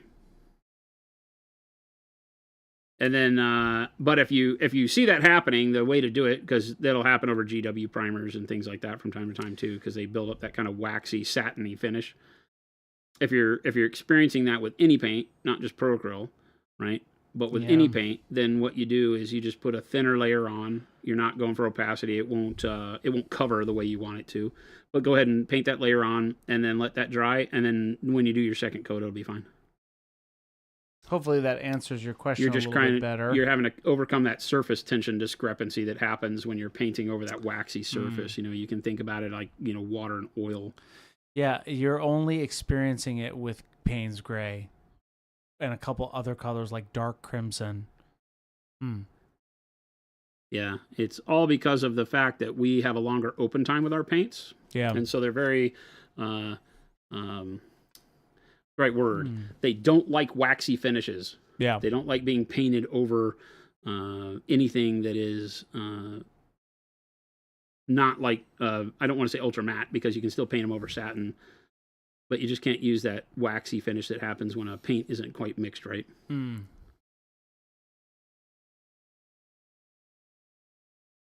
Jason. Sir, yes, sir. Are you going to be painting even more of this trim this weekend? Probably. Are you excited about this? No. No? Sure. Wait, what's the right answer? You're excited. What's the right answer? I think you're excited. You know, again, it's not the process that excites me when doing this stuff. It's the fact that when I set it down, eventually I get like full squads of dudes. Yeah, I mean, look at that. You know, even there, it's got, I mean. Well, yeah, I mean, you know, when you get, I mean, we've only done, what, 6 of these guys? Still, that's still a lot of models. Well, and then we did quite a bit on this guy. Yeah. To get our. I think that's great. Our Sanguinary Guard. Yeah. Wish.com non-metallic metal for an entire unit of non-metallic gold bros done. So, you know, I think that's going to look really good. So again, I think for me, as you're seeing, as I'm doing an army, even if I stop to do something like that test model for the Sanguinary Guard, it all looks like progress. Yeah. Excuse me. And that's really the key for me, to feel like I'm making forward progress through this whole thing. Because if at some point in time, if it just feels so grueling that I'm doing the same thing for 50 models, that can be a beatdown. You know, so a lot of times it's funny to think about, like in my list building, a lot of times that takes place, like figuring out a way like on this to where I can have a unit that has silver trim or steel trim and a unit that has gold trim. Because now I have 2 things I can do. Yeah. That if I get sick of painting the yellow, right, if these guys become boring to me, right? Yep.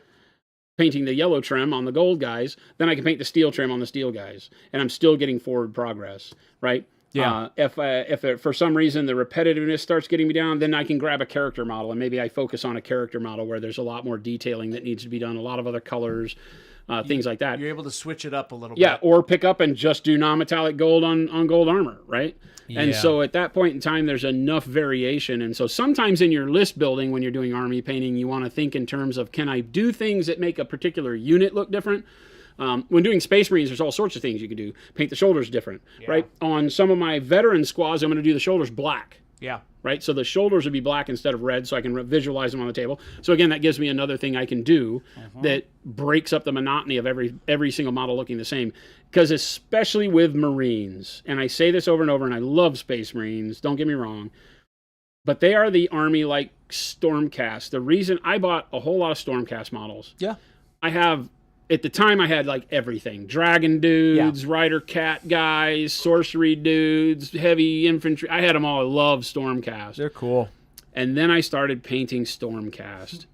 And I got to tell you, They beat out Space Marines for being the most monotonous army on the planet. Really? Even though some of them have got like skirts and some cool of them have poses. got like thinner versions and, you know, and all that. They are the most monotonous because they are literally 100% armor and nothing else. Lightning bolts, armor, and a weapon. And it's like, oh my God, this is killing me.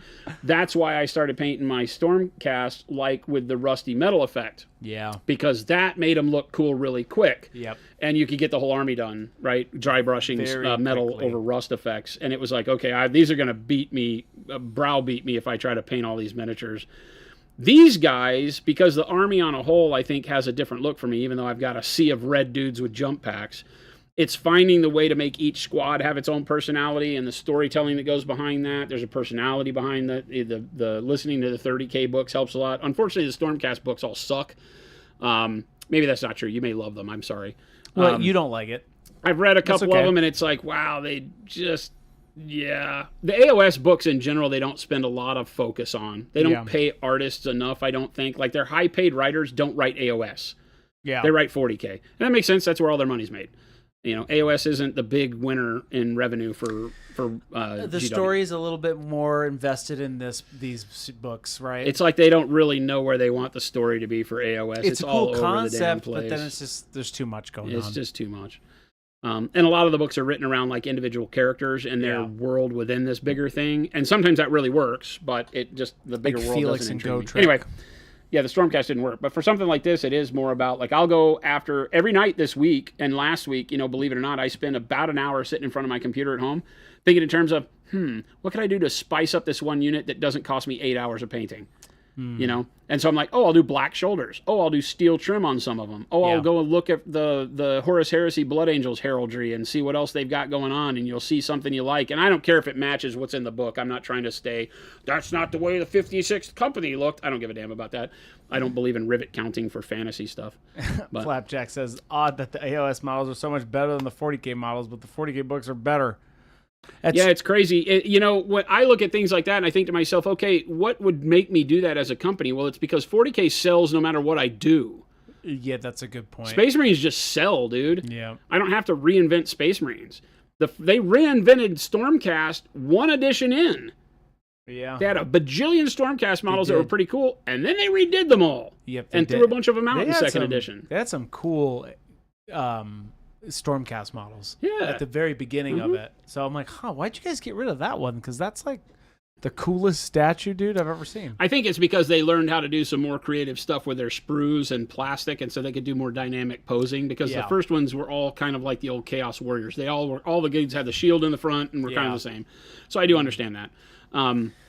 But yeah, the AOS models, but again, it comes down to, we've talked about it before, I think in general fantasy models are easier to make really bitchin' versus sci-fi models. Yeah. Remember that all the big sci-fi models that are really cool are either one, big stompy robots, because big stompy robots are cool and everybody loves them. So dreadnoughts, Tau armor, you know, the crisis suits and stuff, the Titans and the Knights and all that stuff. Those are always going to be cool. I mean, it takes a lot to have to screw that up, right? It's like BattleTech. It's like, I don't really care what the mech is. They're all kind of cool. Yeah. Some of them they mess up because they're just like, what were you thinking? But big stompy robots can look really cool in sci-fi. Vehicles can look really cool, especially tanks, because you can make some tanks that have a really neat kind of almost historic look to them, but brought forward. Some of the tanks in like 40K right now are kind of dumb. I think some of the Space Marine tanks with the grav tanks are a little bit stupid, but they can still be really neat. And so you get armor and big stompy robots, but then when it gets to the dudes on the ground, because in sci-fi you're not going to have as many guys riding on dragons. Yeah. Right? You don't have as much life you can breathe into them. It's a lot of armor and a gun of some sort, right? They tried to with the Leagues of Votan. I feel like they tried to make armor not as stupid, and it's just still really repetitive. Yeah. It's just squatty. It's squats in like bubble helmets, and they gave them some robes and some leather and stuff like that. They're still cool. But sci-fi, I think, is always going to suffer from not having as much variation to it as you can get from fantasy. I mean, look at one of the greatest things ever was when they did the swamp orcs. What are they called? Cruel Boys. The Cruel Boys. Yeah. When they came out with the Cruel Boys, and they had dudes riding on trolls. They had guys running on sloths. They had all this really cool stuff. And that just had a different vibe for the whole army. Space wolves, I think a reason like a lot of people like space wolves is because you have dudes riding wolves. You have wolves along with them. They have kind of a fantasy vibe because they all have big fur cloaks. I love the space wolves. If I had to pick an army faction for Space Marines, I'd do them. Yeah, if I didn't, I don't know what my aversion is to it. I don't know why. I've just never really liked space wolves. I love the gray armor. I love everything about it. I don't like Vikings and pirates. Oh, well, it's weird to me. They look like Vikings. Yeah, well, they're Vikings. But like, if you were to ask me, hey, here's $1 million, go run through this store and buy an army, and every army in the world was in that store, I guarantee none of the armies that I would buy would be themed about Vikings and pirates. I don't like space pirates. I don't like Dark Eldar. Never cared about Dark Eldar and Reavers and Harlequins and all that stuff. Never mattered to me. And never liked anything Viking. I don't know why. I like orcs. I like orcs a lot. Thanks for that, Doc of Fang. The Orc Wizard on the Vulture is a great model. Yeah. I mean, yes. Unfortunately, and that guy came from the Cruel Boys. I think the Cruel Boys had the best looking orc army. I didn't like them because they didn't have any big, what I consider to be big, brutish orcs. Right? Yeah. They were all skinny. Yep. And they had the little hobgoblin dudes and stuff. Yeah. So it didn't really appeal to me overall as an army. They were fun. We painted a couple of them up and it was fun. But at the end of the it's 4:00. Holy cow! It is. But at the end of the day, I'm a big what's it called, Iron Jaws. Iron Jaws fan. Even though Iron Jaws are not very creative in the way they take you back to Stormcast. It's all armor. I was like, wait a second. You like those guys the best? Just the big stuff. They're just. I feel like that's those orcs. are the orcs, though. Yeah. That's I grew up in a world where orcs and goblins were the same army list. Yeah. And if you wanted little dudes, you had goblins for all the little crazy stuff, and then the orcs were the dudes that kept them in line. Yeah. That's just the way it was. Orc boys were big, and black orcs were bigger. Boys is always the best. And boys. goblins were the little things they ate if they got in the way. And that was all orcs and goblins for me. So when I think of orcs, that's the way I want my armies to be. I like the old Gretchen, lots of little Gretchen mobs and then big, huge orcs. And of course, in 40K, they just get crazy because they want to go fast and drive sports cars and fly planes really quick. So there's a lot of fun in that. Yeah. But again, they're not always the most creative to paint. Right? I guess you gotta. That's why I'm always about that theme. I can get behind 100 models if the theme is there. Well, that's the thing. Like for me here was 60 dudes with jump packs and a Thunderhawk. I don't have a lot of variation in model types. I have 2 Contemptor Dreadnoughts, so I get to build 2 stompy robots, so to speak. Yeah. And then a Thunderhawk. So I don't have a lot of variation. So my variation is coming in my head of building up my head canon of what these squads are. I haven't given them names or anything like that yet.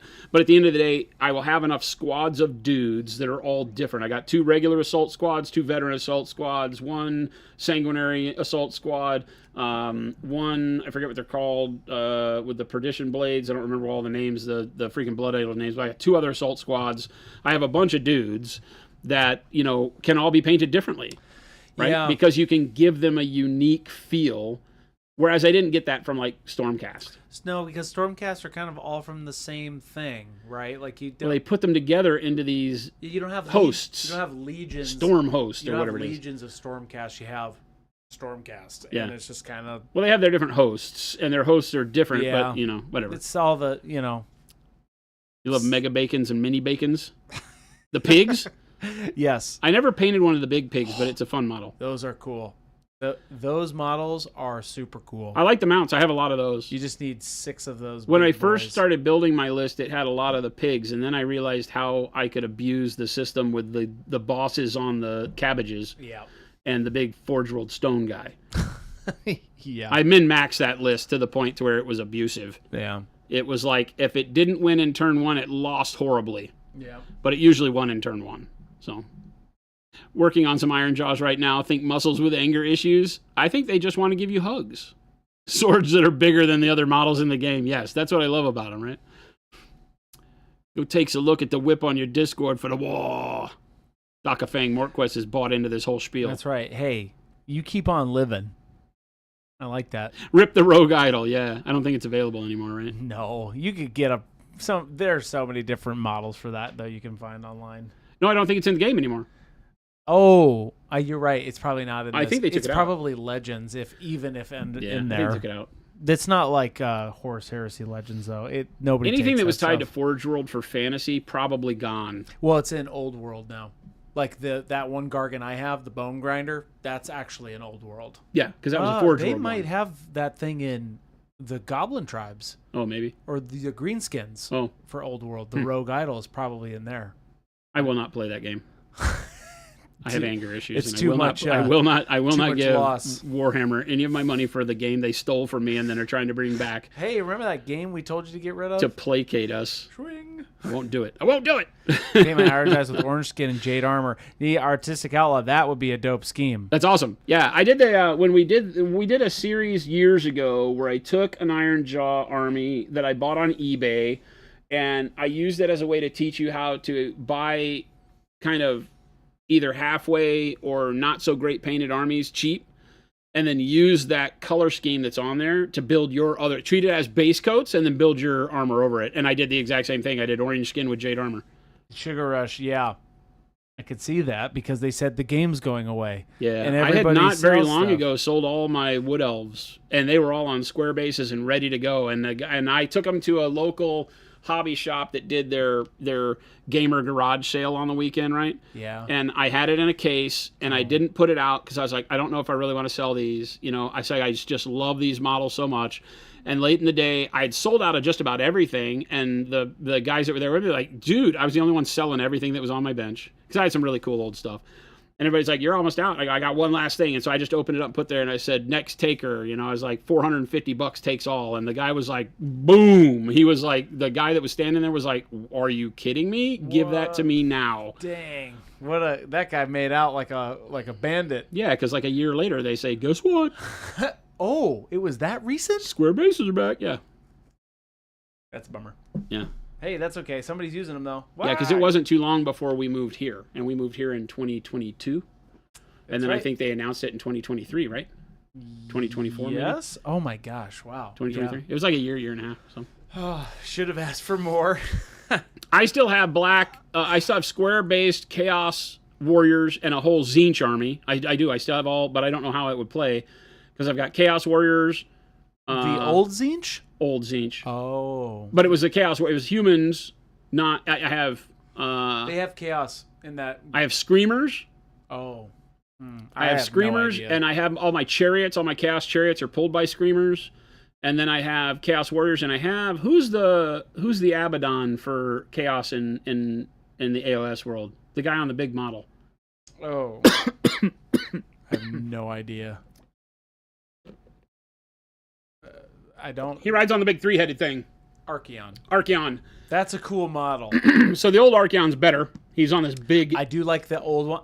He's on a big Chaos horse. I got Philip that for his birthday. Well, I have the metal one. Yeah. The all-metal one. Yeah. And I chopped the head of the horse off, and I put the eagle head from the Wood Elf Eagle fit perfectly on there, because Tzeentch and the bird stuff. Oh. So Archeon has a bird head, and his horse has a bird head. And so the whole army is like themed with the bird stuff. That's I have that someplace. It's in one of the cases in this room. Huh. It's a whole Chaos army there. That's cool. I think that's all I have for Old World still. I think I sold everything else. I sold all my orcs and goblins, which really sucked. But I had sold those long before I came to Arizona.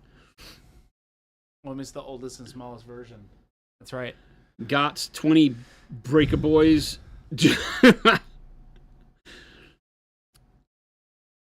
Yeah, the new Archeon I think is pretty cool, actually. If you're wanting to paint a big model like that, it's the thing. Well, that Archeon was back in the day where you got him on horse and on foot in the same kit. Yeah. Because he could be dismounted.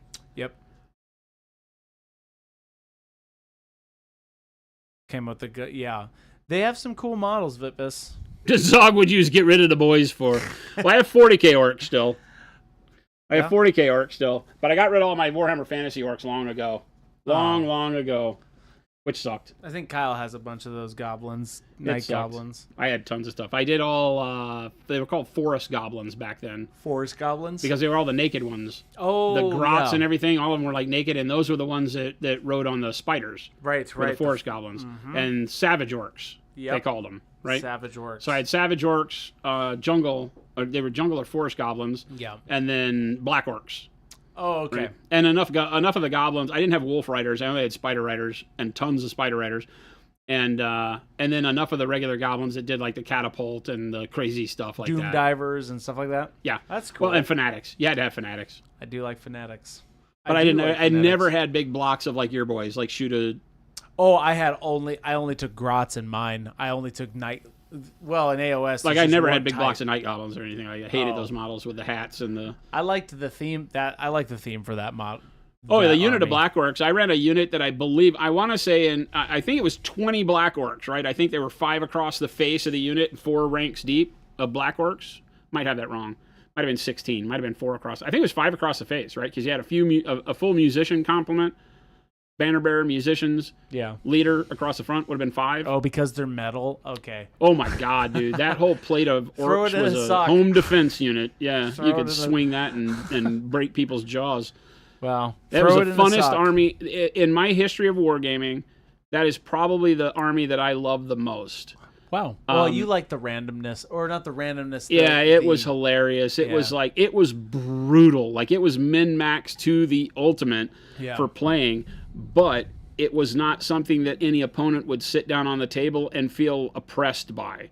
Because while it was brutal, it could kill itself. Yeah. You generally weren't going to kill me. It was gambling a little bit. Yeah, you generally weren't going to kill me, although Tzeentch back in the day could, because Tzeentch had so many spell dice. That was back in the day where you generated spell dice and you could just cast ridiculous. I don't remember how many wizards they'd take, 4 or 5. A lot of wizards. And then when I got in close to them, they could just wipe me out with all their stuff, damage spells. But Tzeentch is my guy. Mo likes Tzeentch. Tzeentch is your guy. Back in the day, it was. That's what my Chaos Army is. But anyway, Masked Wizards every time. Yeah, exactly. All right, gang. Did you put the links up in there? Not yet. What? I was letting you fly. Okay. All right.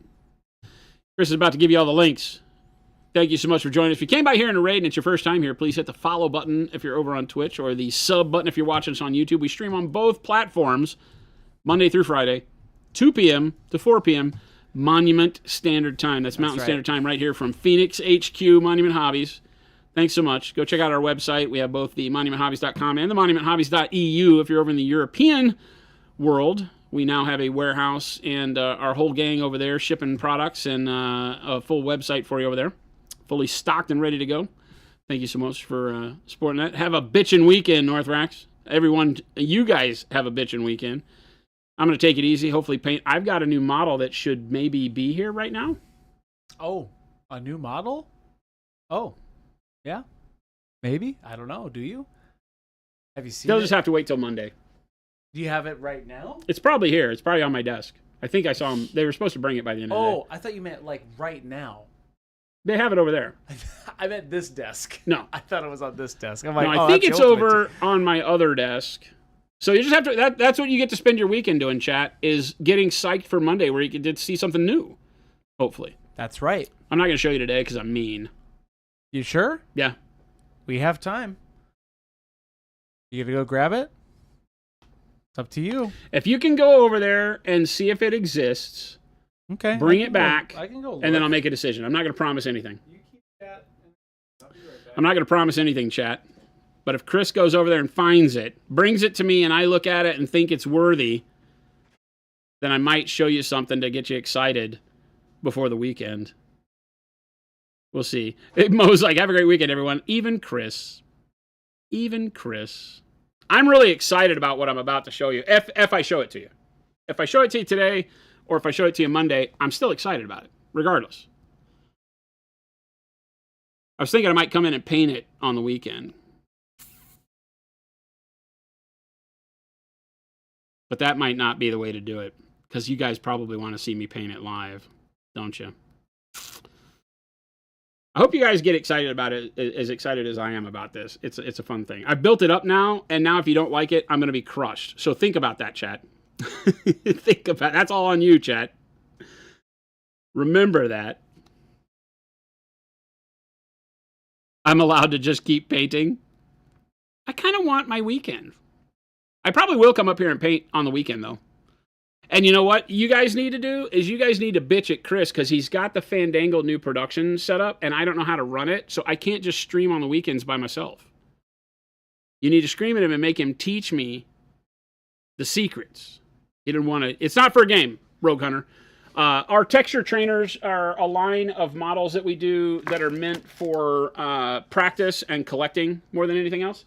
Ooh. Ooh, we even have a frame. What do you think? Awesome. You like it? Oh. Yeah, it's gonna be. Oh, wow. Is this, wait a minute. Is this printed? Printed, yeah. Oh, okay. Yeah, Wow, that fits perfectly. Yeah. That's the one you did, right? No, there's no other one on his desk. I didn't even go in his office. That's the only printed one. Yeah. You want to show it? I don't know, chat. You don't have to. Chat, are you worth it? We can wait. Wow, this is rad. Oh, this came out so good. Let me take it in for a second, chat. Wow. That really worked well. Well, yeah, the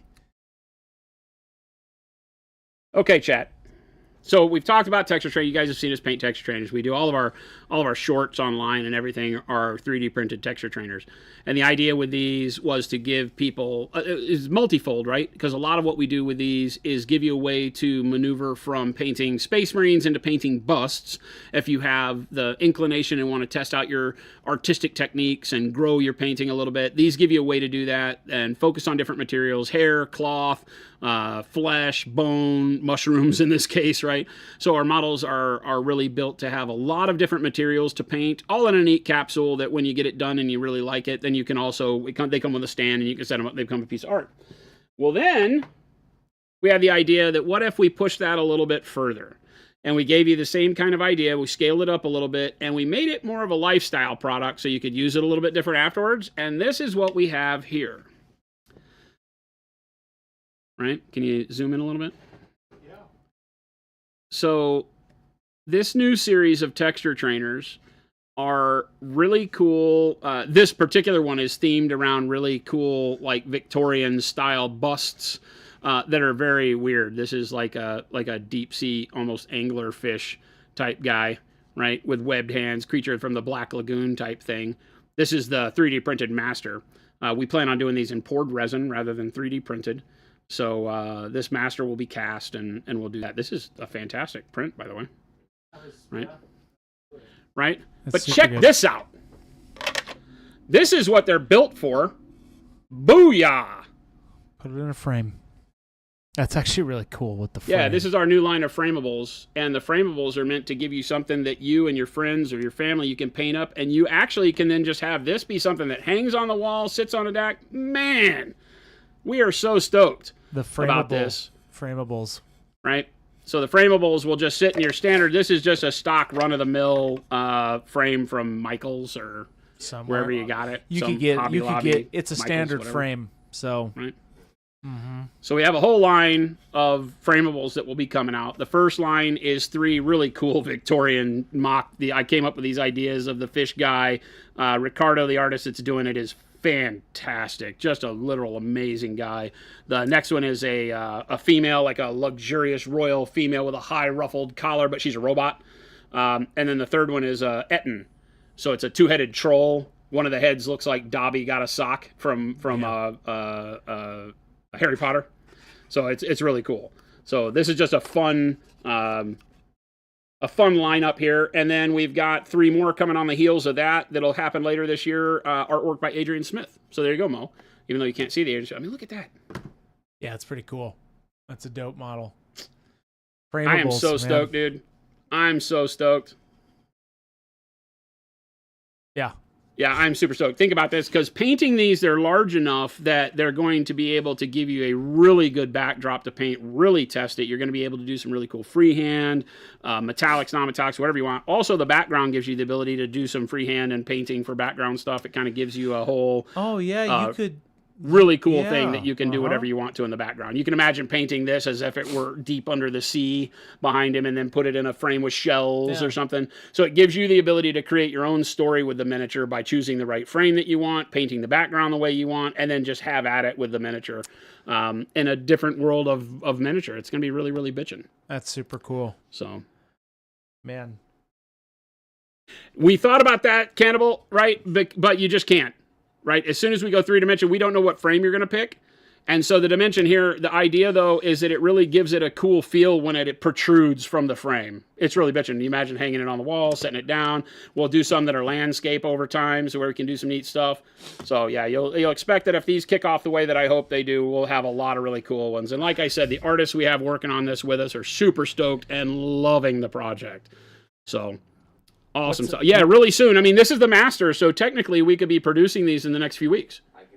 Next week. Yeah, Jesse says he could be producing these next week. We won't release these until we have the first 3 done. I'm not going to trickle them out, so we might give away a couple of them on the stream.